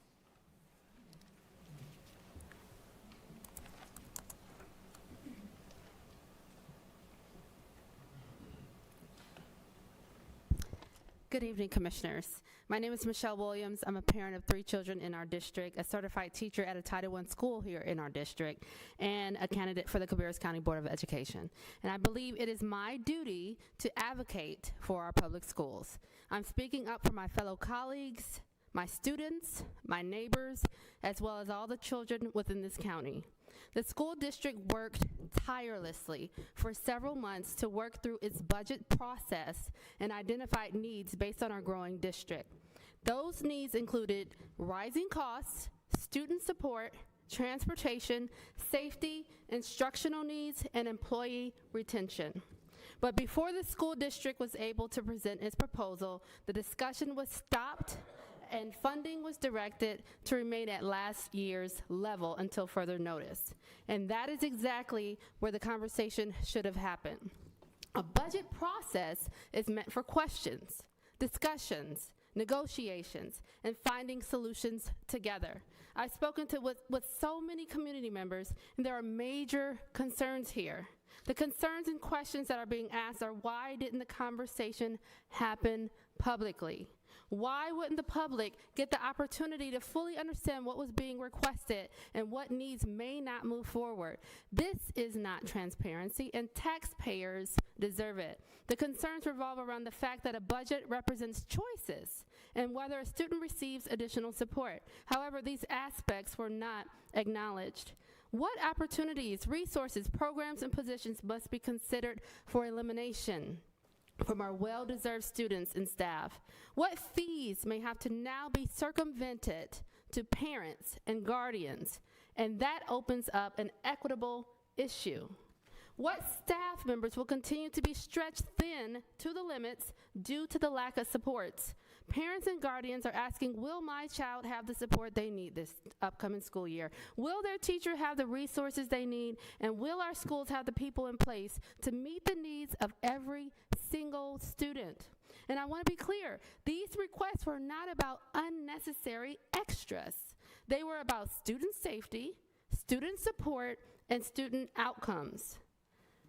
Our teachers and staff are tired of operating with uncertainty. They want to know that the work they do every day is valued and supported, And there is no state budget, and our local educators still showed up every day for our children. They deserve leaders who listen and advocate. The kids in our community deserve it. Every 35,000 student plus 4,000 staff members are worth hearing and fighting for. And to my knowledge, there has not yet been a full conversation between both boards about this budget, and I hope that I'm wrong. And I hear we are tonight waiting to hear what the budget results are. The school board has a responsibility to advocate for our students and staff, and those responsibilities should come together at the same table alongside our county commissioners. Thank you.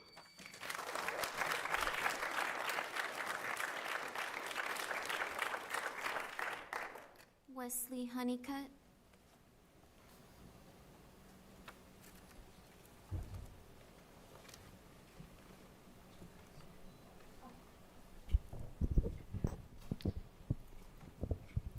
Wes Honeycutt from Midland. I didn't write anything down tonight, so at the worst, you all just have to listen to me ramble for 3 minutes. But I wanted to throw a couple of numbers out there. $309 million is the first one. That's what the county budget was in 2020. Last year, it was $548 million. This year, it's $559 million. Until this year, the budget's increased by 10% every year since 2020, at least. Some years more, some a little less. If we increase the budget by 10 years, we're going to have $1 billion budget by 2032. That is not sustainable. I know that folks are coming here and everyone wants something different. It's your job to take this purse of finite money and try to do something with it. But the number can't just go up indefinitely. I understand it's going to go up some. We're always going to have inflation. Unless Cabarrus County stops growing, it's going to go up. But it can't go up to that magnitude. It is not sustainable. I mean, you're going to have people paying $10,000 in property taxes for a modest home in Concord. Some probably already are paying that, depending on where they're located. So something has to be done, and I know that there's all sorts of golden calves that come up, right? There's some areas that you literally can't talk about cutting without people losing it. I'm going to give the ultimate example right now. Van Shaw's in the back of the room. If Van Shaw comes up here and says, I need $1 billion to run the sheriff's department next year, somebody has to tell him no. Now, I think Van Shaw's got a great group of guys. One of his guys called me a couple weeks ago checking on me because he hadn't seen me here in a while. I mean, that's a good dude. He's got good guys working for him. But if he says, I need $1 billion and you got to triple your budget just to fund the sheriff's department, somebody's got to tell him no.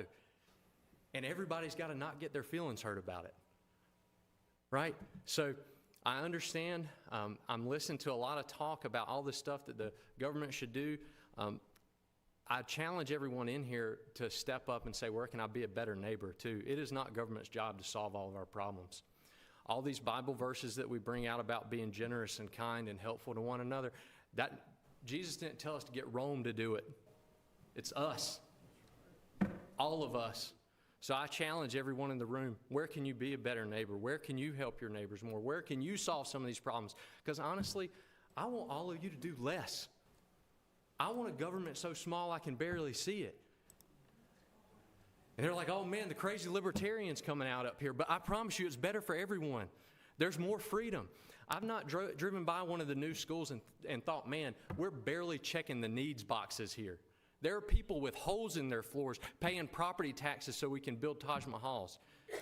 Like, I really think that if we would take a step back and evaluate true needs versus wants, we'd all be okay with cutting and maybe funding some of these other things that are a little bit more worthwhile. 3 minutes.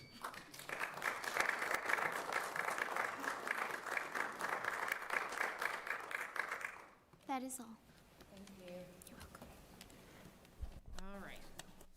We will move on to the consent agenda. Commissioners, I need a motion to approve the consent agenda as presented. So moved. All those in favor, please say aye. Aye. Any opposed? All right, that carries 5-0. Okay, I am going to need a motion to suspend the rules. We are going to flip our reports and general comments by board members above the new business and then move new business down. So I do need a motion to suspend the rules. All in favor, please say aye. Aye. And any opposed? All right, that carries 5-0. And then we are going to move new business underneath reports and commissioner general comments. So moved. All those in favor, please say aye. Aye. Any opposed? All right, that carries 5-0. Thank you, gentlemen. So we will move to reports. The reports that have been included in the packet do mention that we do have some vacancies on some of our boards, so please make sure you do go on the website if you are interested in applying for any of those boards. I will start with Commissioner Pittman. Your reports. Well, some of the groups that I'm supposed to go to haven't met since last time we were here. And town of Midland, of course, they had their meeting, but I had to be out of town, so I missed that one. So I don't really have any of those reports. Let me know when you're ready for general comments. All right, thank you, sir. Commissioner Wortman, no reports? Any reports? Commissioner Jones? Commissioner Patrick? quite a few. So Active Living Centers Advisory Council was this morning. It was a fairly light meeting. But I did get an interesting fact out of that, was just in the first 3 quarters of fiscal year '26, we've had 1 million visitors to our active living centers and parks. That was a pretty wild number to hear. Wanted to mention there is a walking tour of the Concord Active Living Center on June 25th at 9 a.m. There's a trail out back that not a lot of people know about, so they're going to actually do a tour if anybody wants to go to that. And then there's a session guide for active living in parks now available that covers July 6th to August 15th. If I could find it, I'd show it to you. Can't find it. You can find it on our website, but it basically lists every single event and item that's going on at the active living centers and the parks for those 2 months. I thought it was really well laid out and easy to understand. All right, then we had Central Iowa Region F Aging Advisory Committee, and I wanted to mention 2 things there. So there's a couple new programs that are funded federally or by the state. One of them is the GUIDE program, and that's for caregivers of people with dementia. And so if you are a caregiver and want some respite care and some things like that, those are available to you now. There's also Veterans Directed Care Program, VDC, and that's for veterans that may be struggling a little bit, that would like to age in place. So if you know any veterans that need some help, please reach out to them. But let them know that what's sort of strange about this one is that you have to tell your primary care doctor at the VA. They are the referring mechanism. It's not Central Iowa, and it's not really any other agency, which is sort of weird. So let your primary care physician at the VA know that you'd like to be referred to that. LGC Commission went to Raleigh a week or 2 ago, and I was proud to report that we received approval from the LGC for the Northwest Cabarrus elementary and high school buildings. So those should start sometime this summer. I want to thank Kelly Sifford and Jim Howden for going up there with us and fighting for Cabarrus County schools. Harrisburg Town Council, they approved their budget unanimously. It's $138.9 million.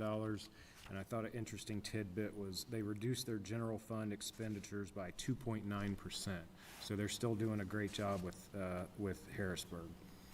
Planning and zoning was pretty easy. There were a couple of variance requests, a special use permit, and a subdivision of property. Nothing really to note there. Finally, the Coffee Committee, I am the chair of that committee. There were some comments tonight. We did a budget overview to kind of give the committee an update on that. My goal for the meeting, which is later this month, is to work on goals and objectives for the rest of the year. The other item on the agenda will be to recommend appointment of additional members up to this body. We've requested applications. I've got about 5 or 6 that we will add to the agenda, and so we're going to be filling out that board next month, subject to the approval of this board. And then finally, I think we had someone say that our next meeting isn't until December. I just want to note that the next meeting is this month, and they happen every other month, so we welcome anybody to come to that. That's it, Madam Chair. Thank you. And then I believe that next meeting is actually June the 25th. And if you are interested in coming to any of our Commission on Financial Efficiency meetings, we do have a tab under the Government tab where it shows you what day and time each of our meetings will be. And so I also wanted to clarify for one of the speakers, just to let you all know that I do know that there's been some discussion about transportation. Cabarrus County is thankfully at this point not involved in any of those conversations, and we don't really have a whole lot to do with that piece of the puzzle, but I will say this. I have a great relationship with the Kannapolis City Council members and have met with them, and so we are always open to listening and having conversations with ways that we can help as a county for some of those bus riders who need CCTS. as transportation as well. So I did want to let you all know, though, that we don't actually make any decisions with the CK Rider program either. So, and then I have my Health Alliance board meeting tomorrow evening, so I will have an update regarding, we are in obviously the process of talking about budget for that as well, so we will be discussing that tomorrow evening. And we will move on to general comments. Commissioner Pittman. Thank you, ma'am. First of all, I want to address this thing about Juneteenth. I don't support it because it is based on a lie. People were not set free by the Emancipation Proclamation. And that general or whoever he was that told people in Texas that they had been set free on June 19th, maybe he had just set them free, but it wasn't because of the Emancipation Proclamation. It only applied to Southern Confederate states and territories. It did not apply to the slaves in Union states. That's why General Grant, who could have set his wife's slaves free at any time, refused to do so until the 13th Amendment was passed in December. It was passed in June, but was finally ratified and became law in December, I believe it was December 18th of 1865, 8 months after the war was over and Lincoln was dead. If you want to celebrate the slaves being set free, I want to celebrate with you. But get the right date, December 18th, 1865 is when that actually happened. Okay? Now, my wife and I went to the state GOP convention this weekend, and she's on the executive committee. They had their meeting yesterday, and so she was in the meeting, and I was standing in the back because I'm not on that executive committee. And this very nice black gentleman came up to me to talk to me and thank me for things I had said in the convention and to solicit my support for him to replace Secretary Troxler as Secretary of Labor. And after we talked, I'm glad to say I will support him.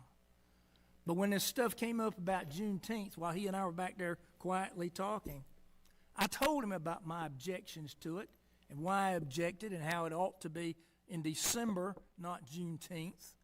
And he agreed with me because he's a reasonable man. He understood the truth that I was telling him.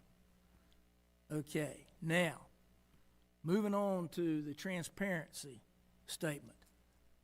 I wanted to pass that. There's a lot of good in that statement that I agree strongly with. There were a couple of things to which I objected, and so I offered to the board members an amended version to correct those things, and it was my understanding we were going to consider that amended version and do it tonight. I found out today we're not going to. I wish I could have gotten that amended version before us because I would have voted for that. As it was written with the things I had to object to, I'm going to have to vote no. But one of the things that I said yesterday, or not yesterday, but Saturday during the state convention that got a huge response, and that's one of the things this gentleman came up to me to talk about, was you keep hearing all this garbage about elected officials being leaders. And I told the convention, I'm sick and tired of hearing people call elected officials leaders. We are supposed to be public servants. That's all I've ever tried to be as an elected official. I didn't want this job. Everybody knows that. But so many people insisted on it that I ran. And I got the job. And I'm trying to do it the best I can. But I don't want to support anything based on a lie. And I am willing to hear people. But I appreciate it if you didn't attack somebody you don't really know about stuff about which you know nothing. You don't know me, you people who want to attack me, or any of the rest of us up here. You may know some of them, I don't know if you do or not. But true history is important. Not what an elitist point of view forces to be taught in schools and ignores the real truth of what happened. Then do you admit this? And is my not strictly son, taken? hey, it is not your turn, sir. My son graduated from Wingate University with a degree in history. And I've talked to him about some of these things, and from his studies, he confirms to me exactly what I've learned by going beyond textbooks and looking at other sources. A lot of these things I learned by doing that when I was a kid. And it makes me sick what passes for history that is falsehood.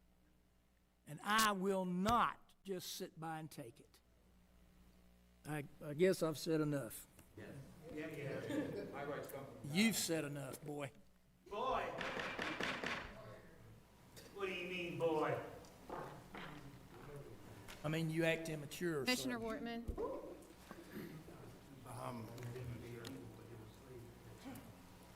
I don't have any real general comments. Order. I didn't have any reports to give because I have accepted employment with a different employer, and so I have started that these last 2 weeks, so I have been unable to make my liaison meetings because I now work about an hour away from home. So I hope to be able to get that under control, to be able to attend these liaison meetings. I've given 3.5 years of attending every single one of them. These last 5 months might be a little rough for me to make to it, but I had to do what I had to do to prepare for being out of office. As far as the transparency resolution, it's in the packet. I know we had took a lot out of it, so my vote is going to be for just what exactly is in this packet. I know that when we met with Dr. Pugh and everybody that came with Down Home to represent, we were given a copy that our employees felt they could work with. We were actually advised that we already have a lot of this information from last year, and so that's what my vote will be a yes for it, and it's this version that's in the actual packet. It gets confusing as to whose comments were where, whose comments to cut what. So my vote is for the actual version that is in this packet tonight. So that's where my vote will be at for that. So. All right. Commissioner Jones, did you have any general comments to make, sir?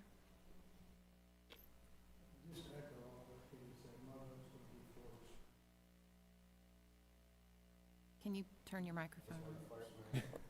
To echo what Kenny said, I'm going to be voting for this transparency resolution. I would ask that the other commissioners read through it to see the changes that have been made. If you haven't, before you make up your mind, take a few minutes, read through it. I think you're doing a disservice to yourself and the community if you vote against this. Commissioner Patrick? Just two quick things.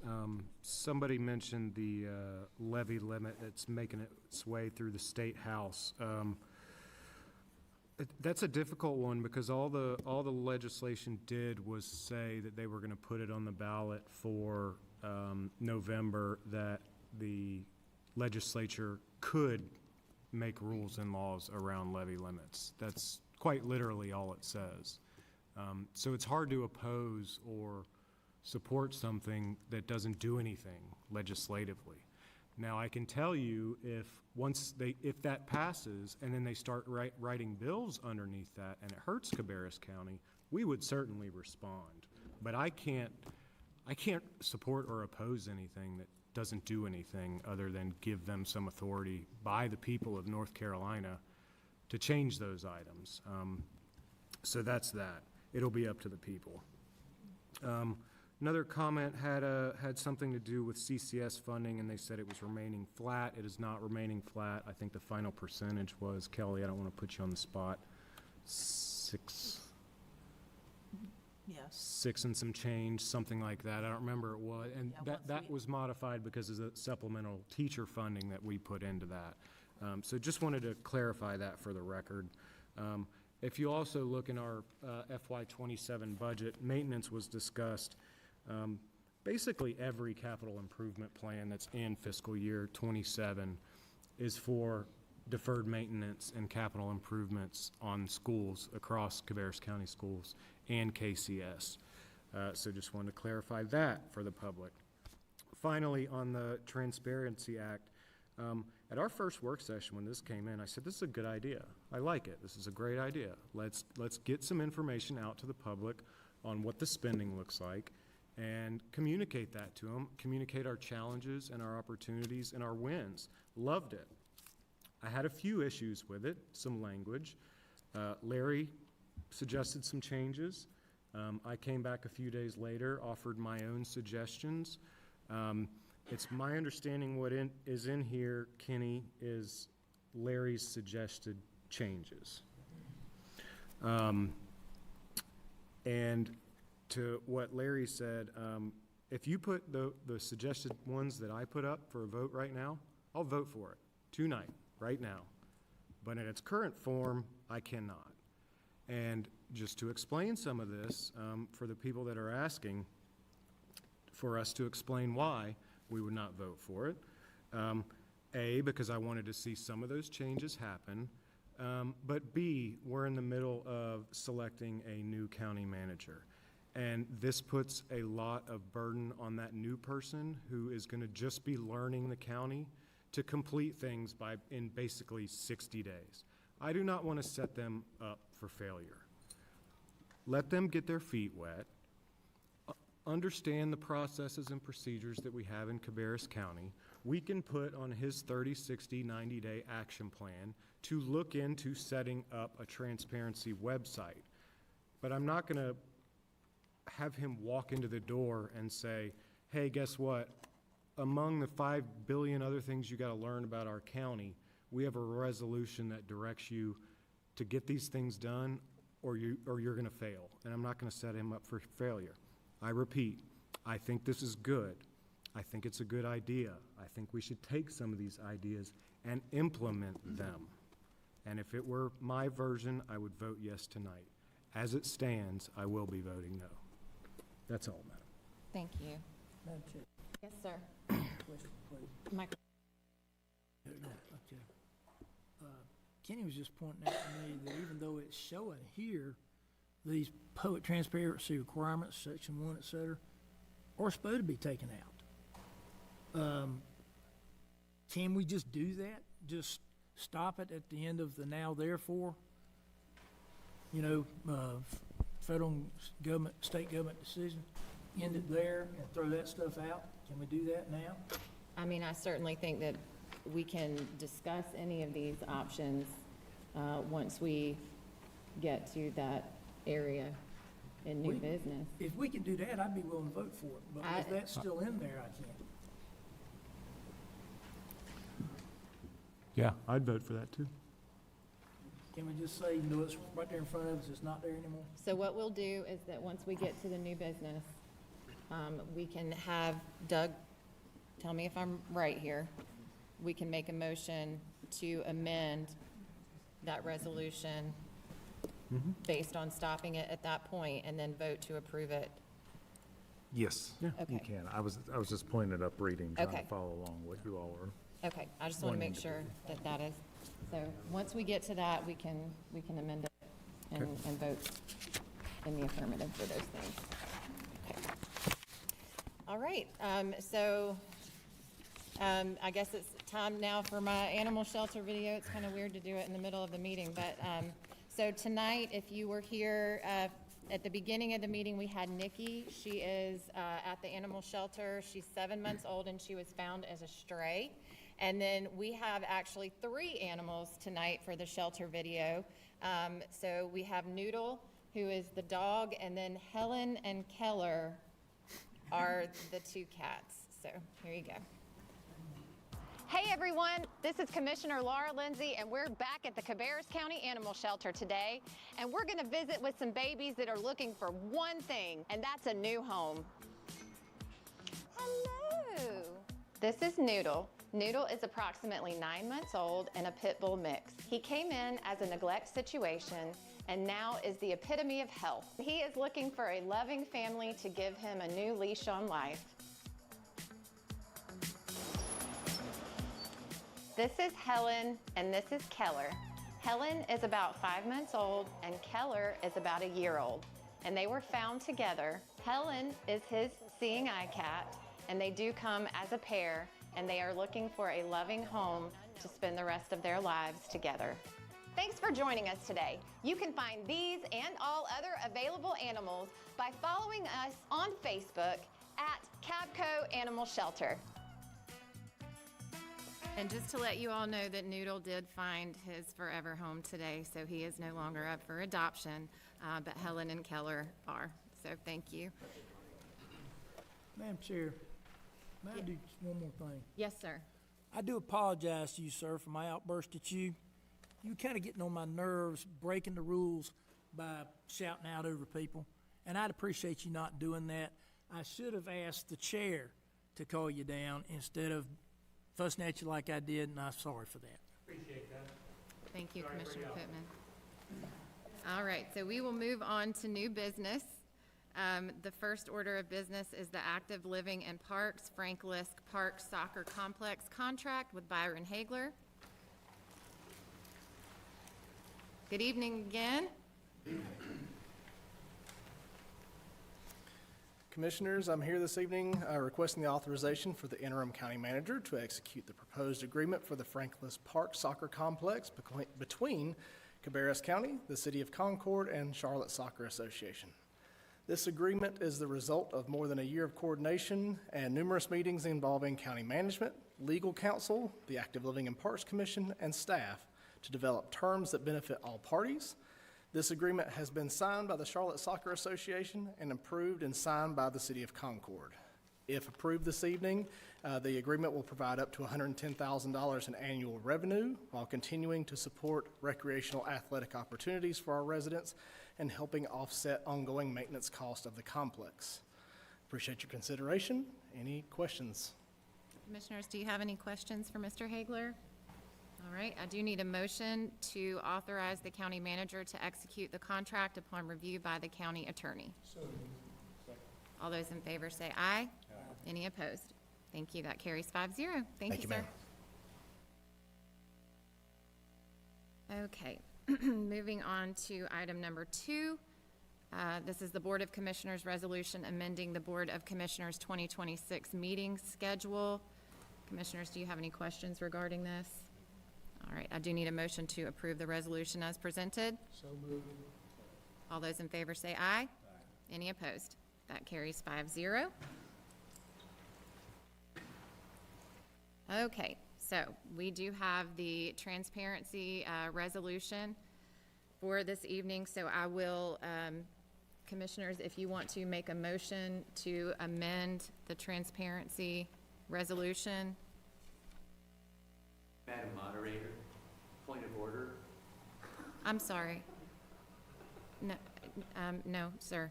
Are you sure? Yes, yes, sir. Will you ask the lawyer if I'm out of order to ask for a point of order?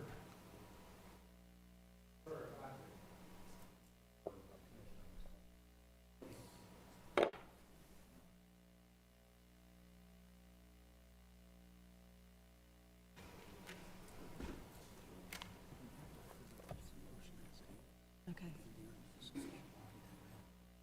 Okay.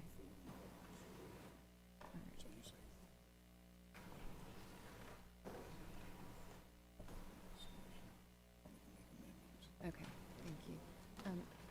Doug, do I need to take audience participation? Do I need to participate with him?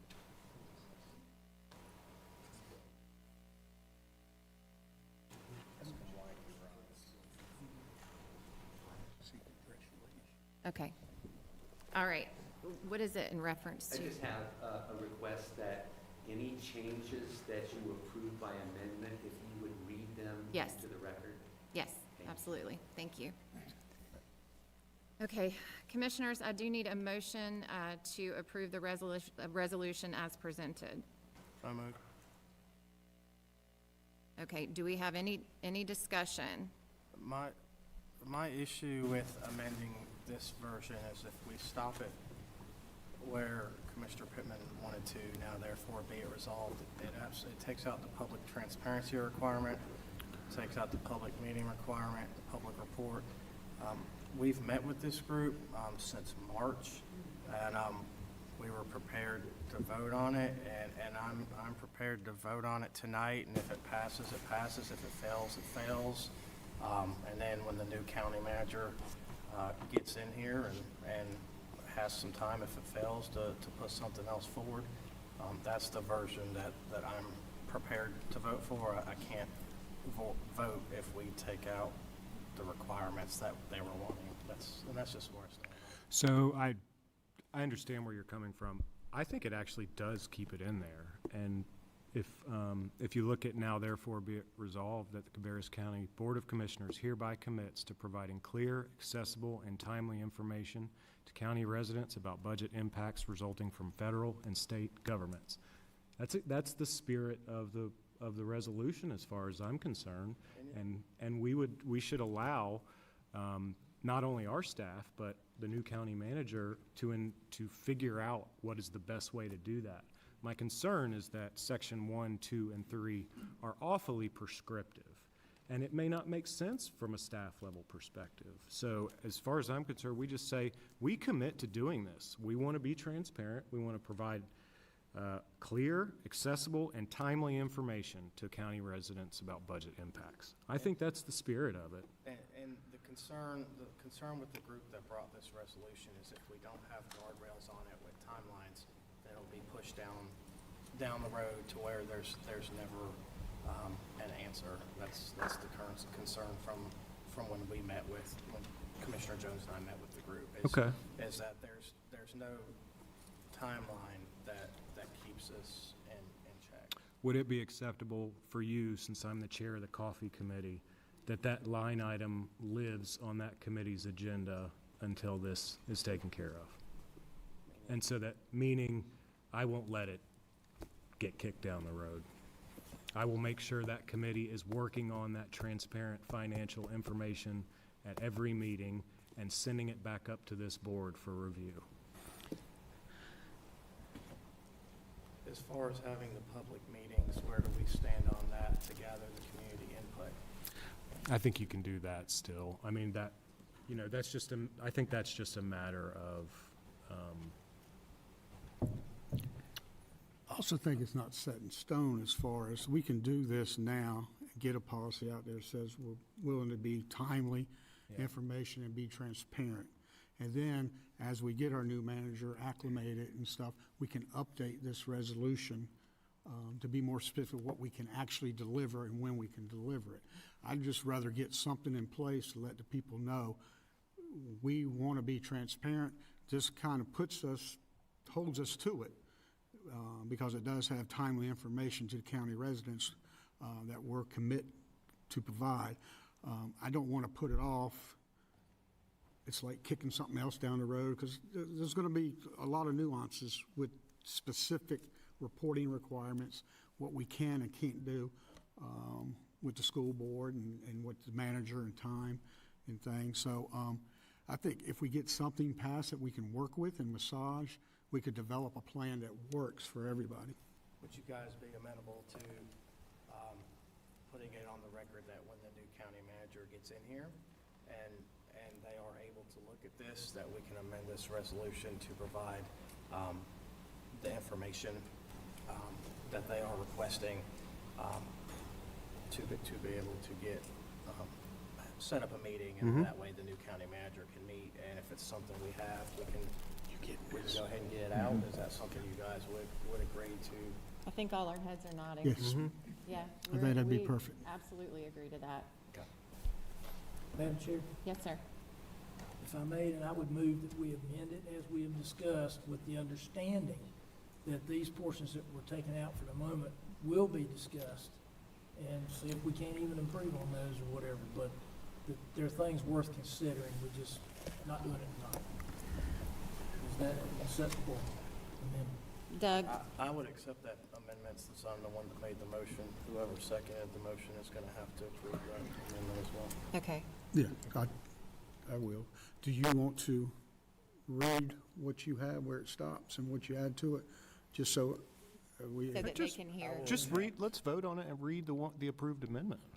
Right. Yeah. Yeah, that's what I'm saying, with the amendment. Well, what I have is that after the now, therefore be it Would you mind resolved. turning on your microphone too? Thank you, sir. Thank you. We're having a problem with that. What I have is effectively it would end prior to the beginning of the 4 numbered sections. So that's where the document would now end. But you are also including that it will be amended, and after the new county manager starts, the 4 numbered sections will be revisited by the new county manager, and then you can update and publicize what the date parameters are, what the anticipated delivery dates of those 4 sections are. Do we need to read that out loud specifically for everyone to hear? Okay, all right. Got up there now. While she's doing that, Ari, could you make sure that item gets added to the coffee committee agenda, please? Thank you. Yes. Just as a standing item. Yes. Thank you. You want to read it? Commissioner Warner? Yeah, just read it from the beginning. Well, So because where we're stopping. you're the one that brought it to us, and so I feel like you should read it out loud. This resolution is meant to show that the Cabarrus Board of County Commissioners is committed to being open and clear with our community. We know that federal and state budget changes can cause worry. We want to make sure residents have the facts. At the same time, we must remember that the county follows state rules for many programs. This document sets a plan to share information, gather community thoughts, and talk to our state and federal leaders. We believe that healthy disagreement is encouraged at all organizational levels, and leadership should foster a culture where all voices are heard. Whereas our county government and school system relies significantly on federal and state funding streams to deliver services to our community, and whereas our Cabarrus County school system serves nearly 35,000 students and relies on federal funding for special education services, Title I programs, school nutrition, and Medicaid reimbursements, and whereas federal budgets have created uncertainty about the continuation of critical programs, including the Supplemental Nutrition Assistance Program, SNAP, Women, Infants, and Children, WIC, program, Medicaid, and educational funding. And whereas federal and state government funding streams for the services we administer are becoming increasingly unpredictable due to varying standards of congressional and legislative leadership. And whereas the North Carolina General Assembly has not yet passed a comprehensive state budget, leaving state agencies and local governments to operate on continuation budgets that do not account for population growth, inflation, or increased service demands. And whereas these combined federal and state budget uncertainties create cascading impacts on Cabarrus County's ability to plan, budget, and deliver services on which some of our citizens and legal residents depend. And whereas Cabarrus County operates its social services and public assistance programs within a state-supervised and county-administered framework, meaning formal guidance and policy changes are directed by the state of North Carolina.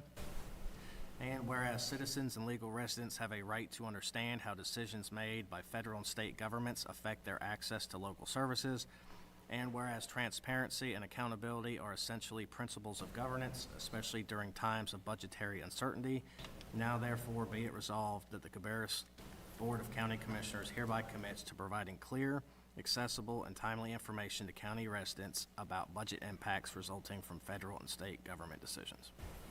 All right. So, I do need a motion.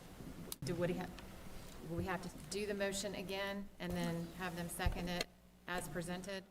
You could say so moved if Commissioner, Okay, all right. So Commissioner. and now, Second. second. All right. All right, so Commissioners, I do need, all in favor of this transparency resolution as presented, please say aye. Aye. Any opposed? All right, that carries 5-0. Thank you. Good job, guys. That was good conversation, I like it. All right. Let's move on to item number 4, which is the GEO bonds with Jim Howden. Welcome. Thank you. Good evening, Commissioners. The next step in the GEO bond process is for the board to approve the introduction of bond orders for each referendum and to approve the reimbursement resolution, which allows the county to reimburse itself. So what we're asking for tonight is to have 3 separate votes. The first is a motion to approve the introduction of the bond order authorizing the $340 million school bond, a motion to approve the introduction of the bond order authorizing the $60 million, community college bond, and then a motion to approve the reimbursement resolution for both projects. Okay, commissioners, do you have any questions? All right, so we've got three motions. I need a motion to approve the introduction of the bond order authorizing $340 million to the school bond. So moved. Second. All those in favor say aye. Any opposed? That carries 5-0. I need a motion to approve the introduction of the bond order authorizing the $60 million in community college bond. So moved. Second. Okay, all those in favor, please say aye. Aye. Any opposed? That carries 5-0. And I need a motion to approve the reimbursement resolutions for both projects. So moved. Second. All those in favor, please say aye. Aye. Any opposed? All right, that carries 5-0. Thank you, sir. I got a few more things, if I may. You sure do. I want to announce that we'll have a public hearing to be held at our July 21st meeting for anybody that wants to talk about the GO bonds. We will ask the clerk to publish the notice of the public hearing and the introduction of the bond orders. And then I also need to file with the clerk tonight the sworn statement of debt and the statement of disclosure, which have been signed and notarized. Thank you, sir.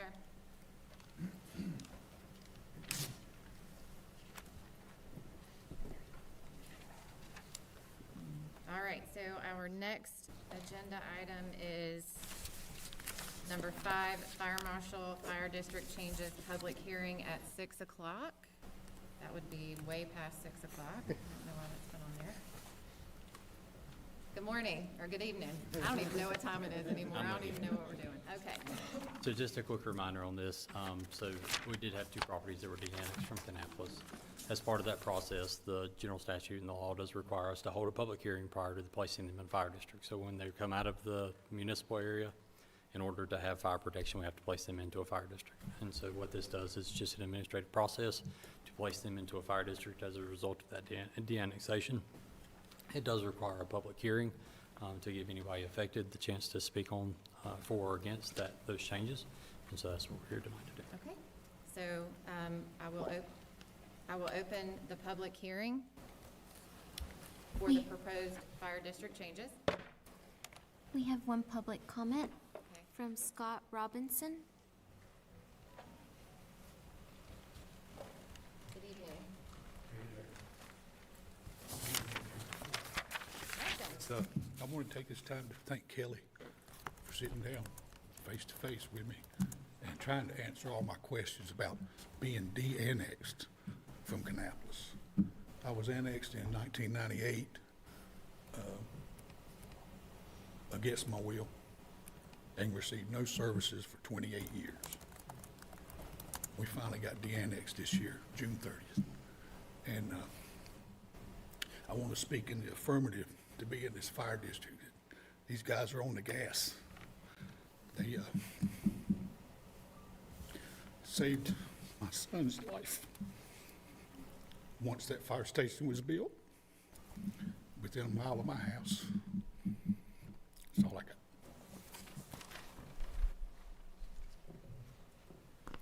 That is all. All right, and I will close the hearing. All right. I need a motion to approve the ordinance and changing the fire districts. All those in favor, please say aye. Aye. Any opposed? All right, that carries 5-0. Thank you.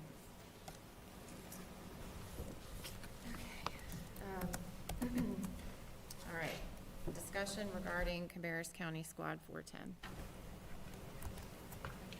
All right, I know that we have had deep discussions regarding this, commissioners, and so,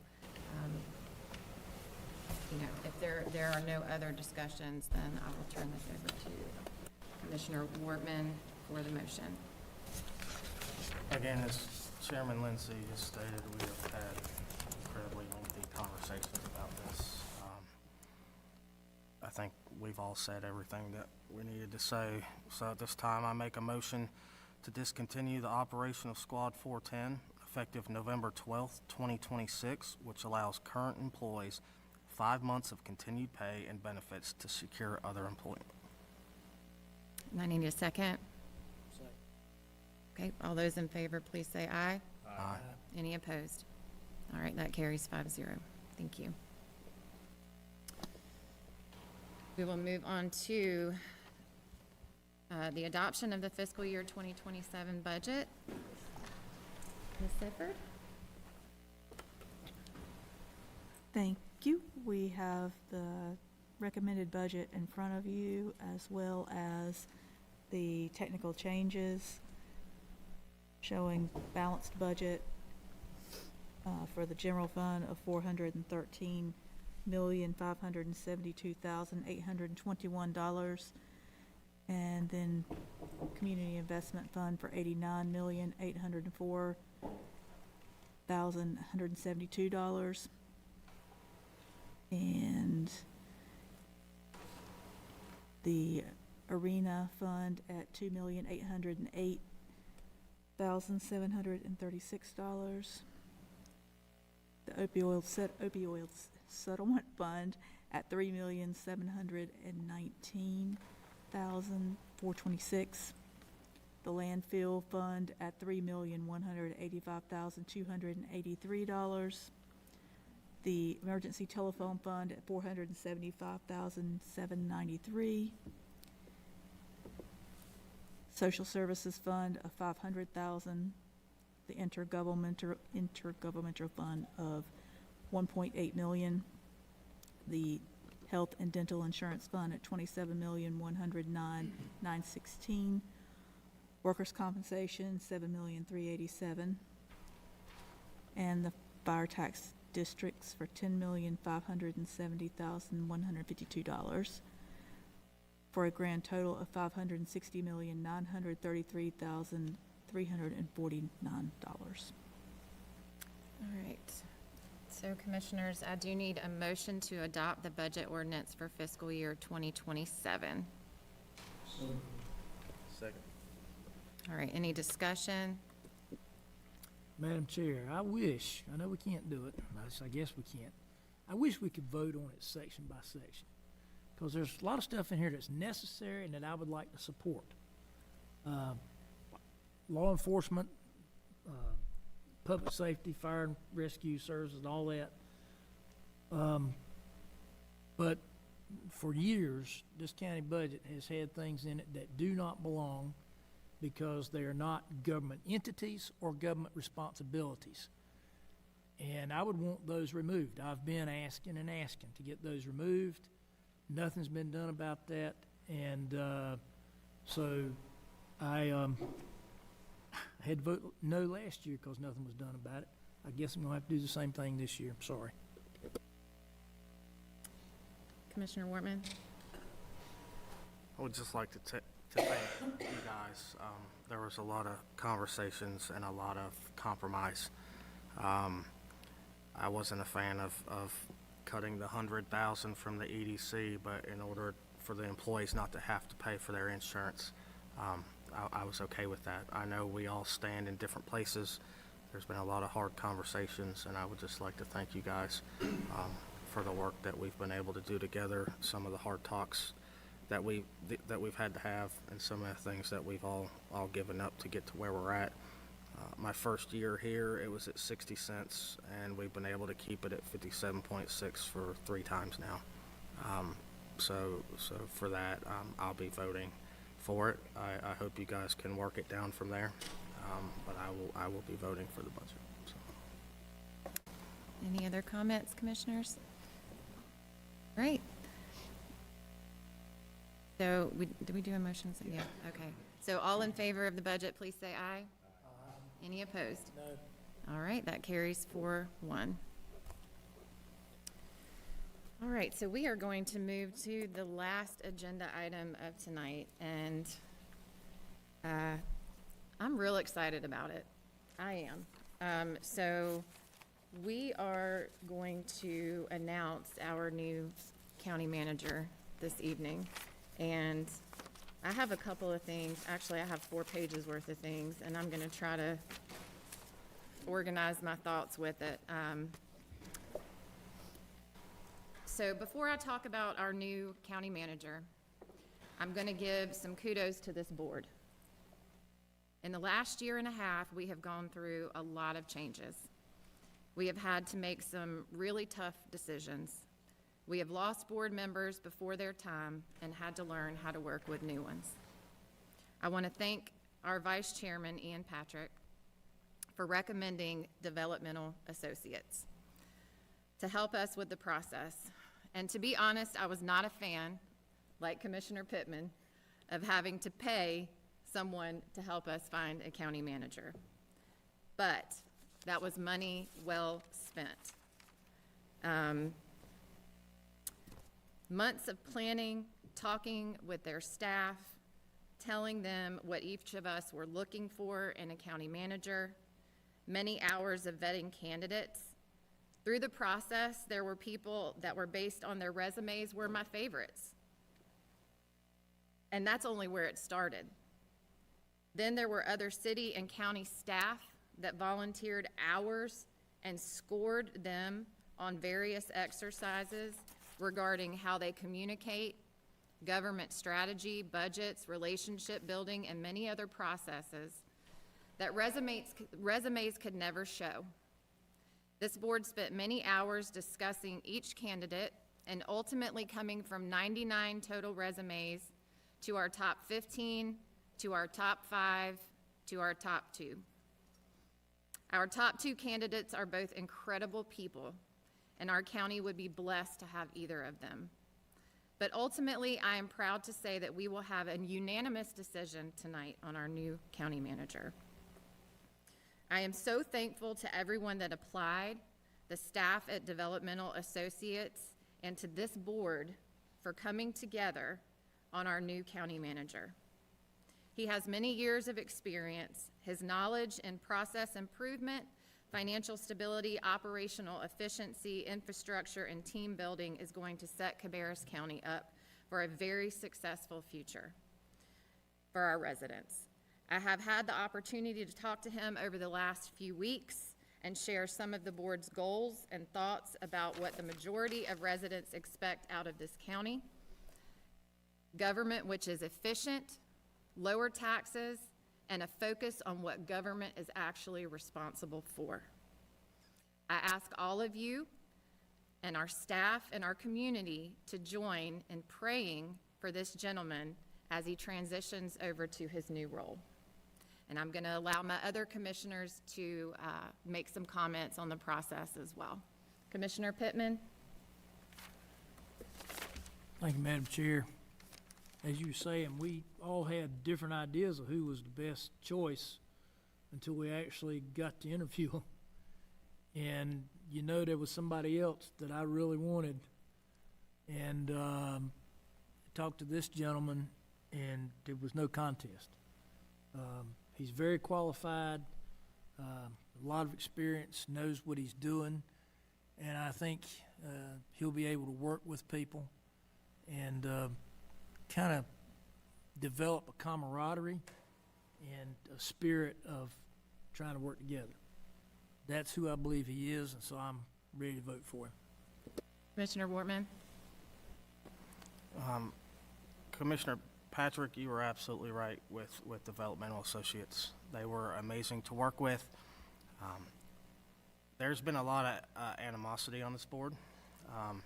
We realize that. It's often viewed as different sides or different factions that we have on this board. And with the last 2 county managers, this board came to an understanding that we had to get this one right. It was bigger than all of us combined, at least for the next 15 to 20 years. We had some very honest conversations, some very open conversations. Commissioner Pittman struggled with technology quite a bit. But we had a good time doing it. The gentleman that, as Commissioner Lindsay said, will absolutely be a unanimous decision tonight. That takes every side, every faction out of it. We all agree. We were all equally blown away by him, and I am super excited, even though I only have 5 months left to work with you. Absolutely excited, and I think you will bring amazing things to Cabarrus County. All right, Commissioner Jones? Again, I just echo, like everybody said up here, we're real excited. He was the top of the class, so it was no contest. So I think Cabarrus County is going to be in good hands next several years, and I look forward to working with them on my limited time left on this board. But I look forward to a lot of good things happening. Commissioner Patrick? Yeah, many of you mentioned the long process with developmental associates, and I would say for the candidates that it was grueling as well as long. It was not easy, and if you wanted to do well in this, you had to really work at it. So we're not going to have that issue at all with this gentleman. We received 158 responses from the community on what we should look for in a county manager, and I don't want to overlook that because we did review that thoroughly and try to figure out what the community wanted in this new person, and I think you will see that the selection bears that out. As Commissioner Lindsay said, we got 99 applications, which was quite a bit, as I am told, so I'm glad we had a really great pool to choose from, and that's really going to help us out. Couple of things on the process. I went back and looked because it was a lot of work for us and a lot of meetings, and I just wanted to see, recapping and looking back on what happened. So we, of course, had to approve the application, the job posting. And then, of course, we had to review applications, and then there were phone interviews by outside people that then came back and presented to us the scores. And throughout all of these, we got presented with scores. They weren't good or bad. They were just like these are how they performed, and we talked through each one of them as we went. Then we did surveys with the candidates. Outside assessors, including other county managers from across the state, came in and did assessments with them and then reported back to us on what they found. They scored them and they ranked them as well. They had to go through emotional intelligence testing, so that was a big ask for them, I'm sure. And then, of course, an in-person interview with the board and a mock presentation. I think that's what really sealed the deal for everyone.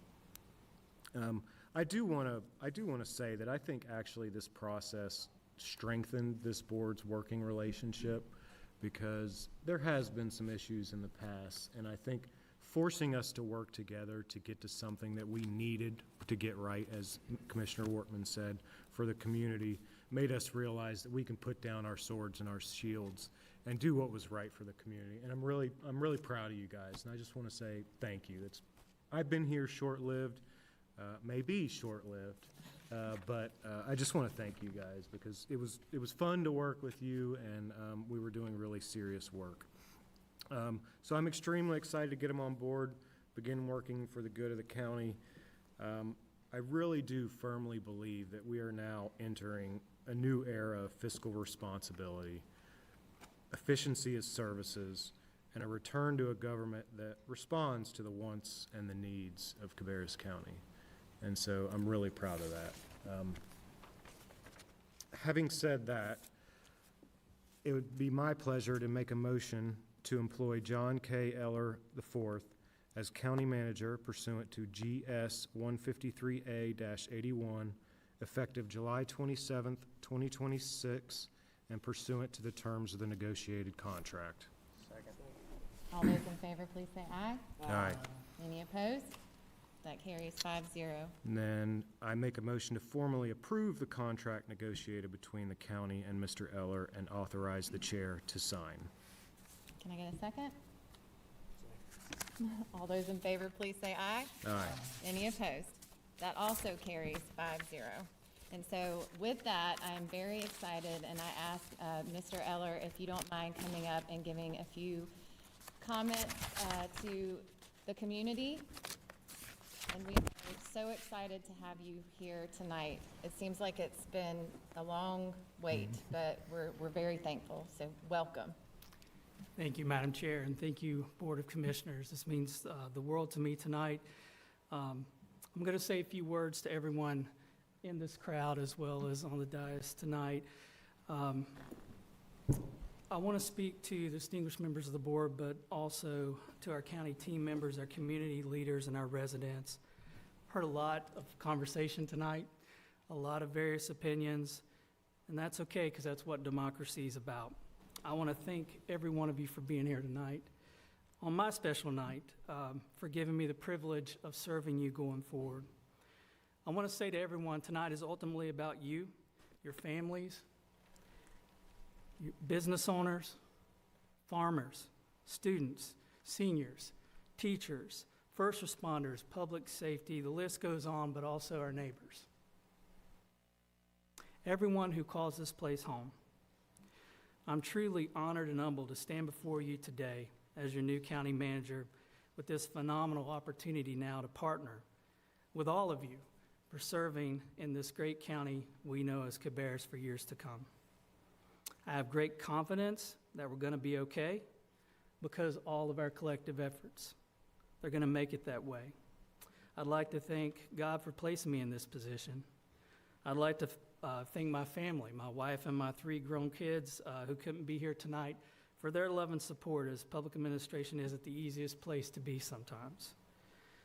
And I'd also like to thank Cindy at Gibson Mills today for some great barbecue and unlimited tea refills. So as I was serving time in the community today to get to know some people. So thank you, Cindy. Madam Chair Lindsay, Vice Chair Patrick, Commissioner Jones, Wortman, and Pittman, I really want to express my deepest gratitude to all of you for placing your trust and your confidence in me. I've witnessed your collective partnership throughout this process and your careful deliberation, making sure that our team members' feedback and community feedback were heard throughout this process, and reaching the decision tonight. All those things led up to that. And along the way, I want to thank you for making yourself available for all the questions that I had.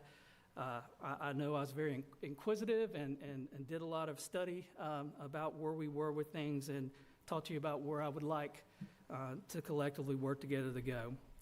I'd also like to thank Attorney Hall, who was available to work with me along the way and making himself available. Many may never see the effect that public administration leadership can have on our personal lives and family. I want to thank all of our county staff for carrying that burden. County team members and residents who work here, you're the foundation for which our success is going to be based upon tonight. I look forward to working with every last one of you. And as your county manager, here's what I pledge and promise to do. I promise to be data informed. I promise to focus on performance and be outcomes driven. I promise to employ a spirit of accountability. And when continuous improvement becomes a part of our culture and what we do, it's going to transform the way that we approach and conduct our business. We're going to test some things. They won't always work. We may fail. But we're going to get up and we're going to learn from those things, and we're going to work harder and we're going to get better each and every time. When we succeed, we're going to celebrate together. As staff, as community, we deserve that together. I pledge also to prioritize fiscal responsibility so we're wise stewards of our tax-paying dollars. And we're going to use everything we have at our disposal to make smart decisions just like we would at home with our own money.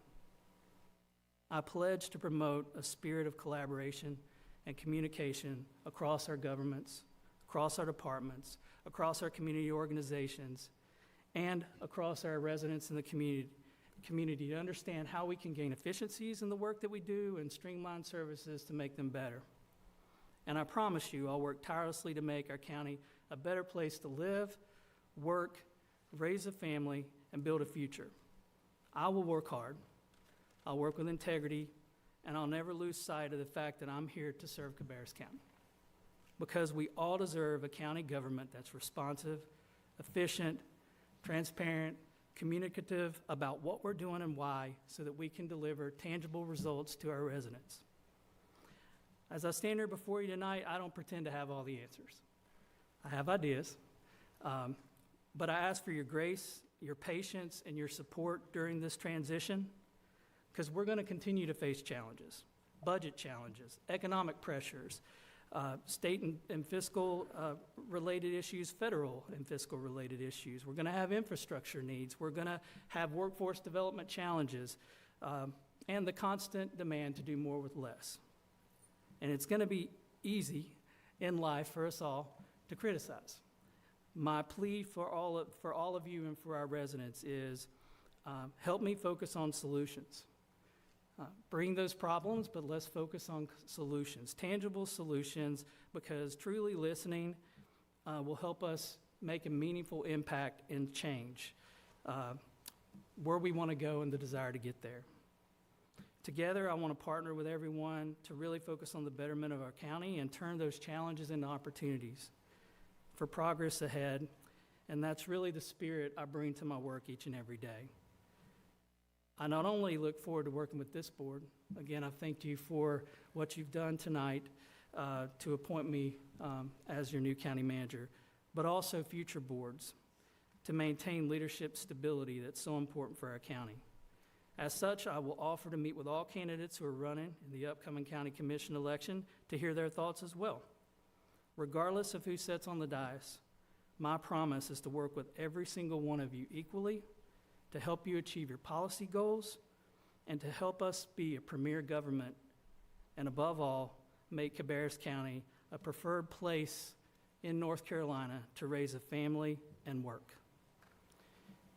In closing, I want to thank you again for allowing me to speak tonight and for being here and for hearing all the conversation we had tonight. And I look forward to working with everyone in our community and on this board for years to come. Thank you very much.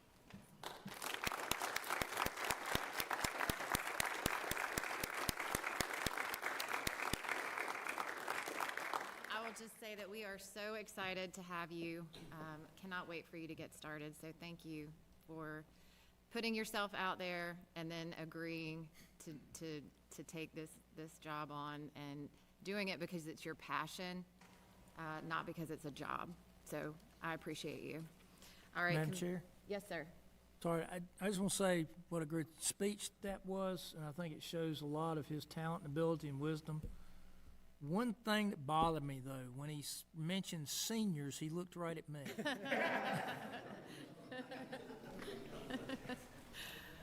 All right, so I would encourage everyone, when we go into closed session, if you want to talk to Mr. Eller, he will be right back there. So go bombard him. I'm joking, don't bombard him. All right, I do need a motion to go into closed session per NCGS 143-318.11A 3, 4, and 5 to include Newton versus Cabarrus County. So moved. Second. All right, all those in favor, please say aye. Aye. All right, we are in closed session.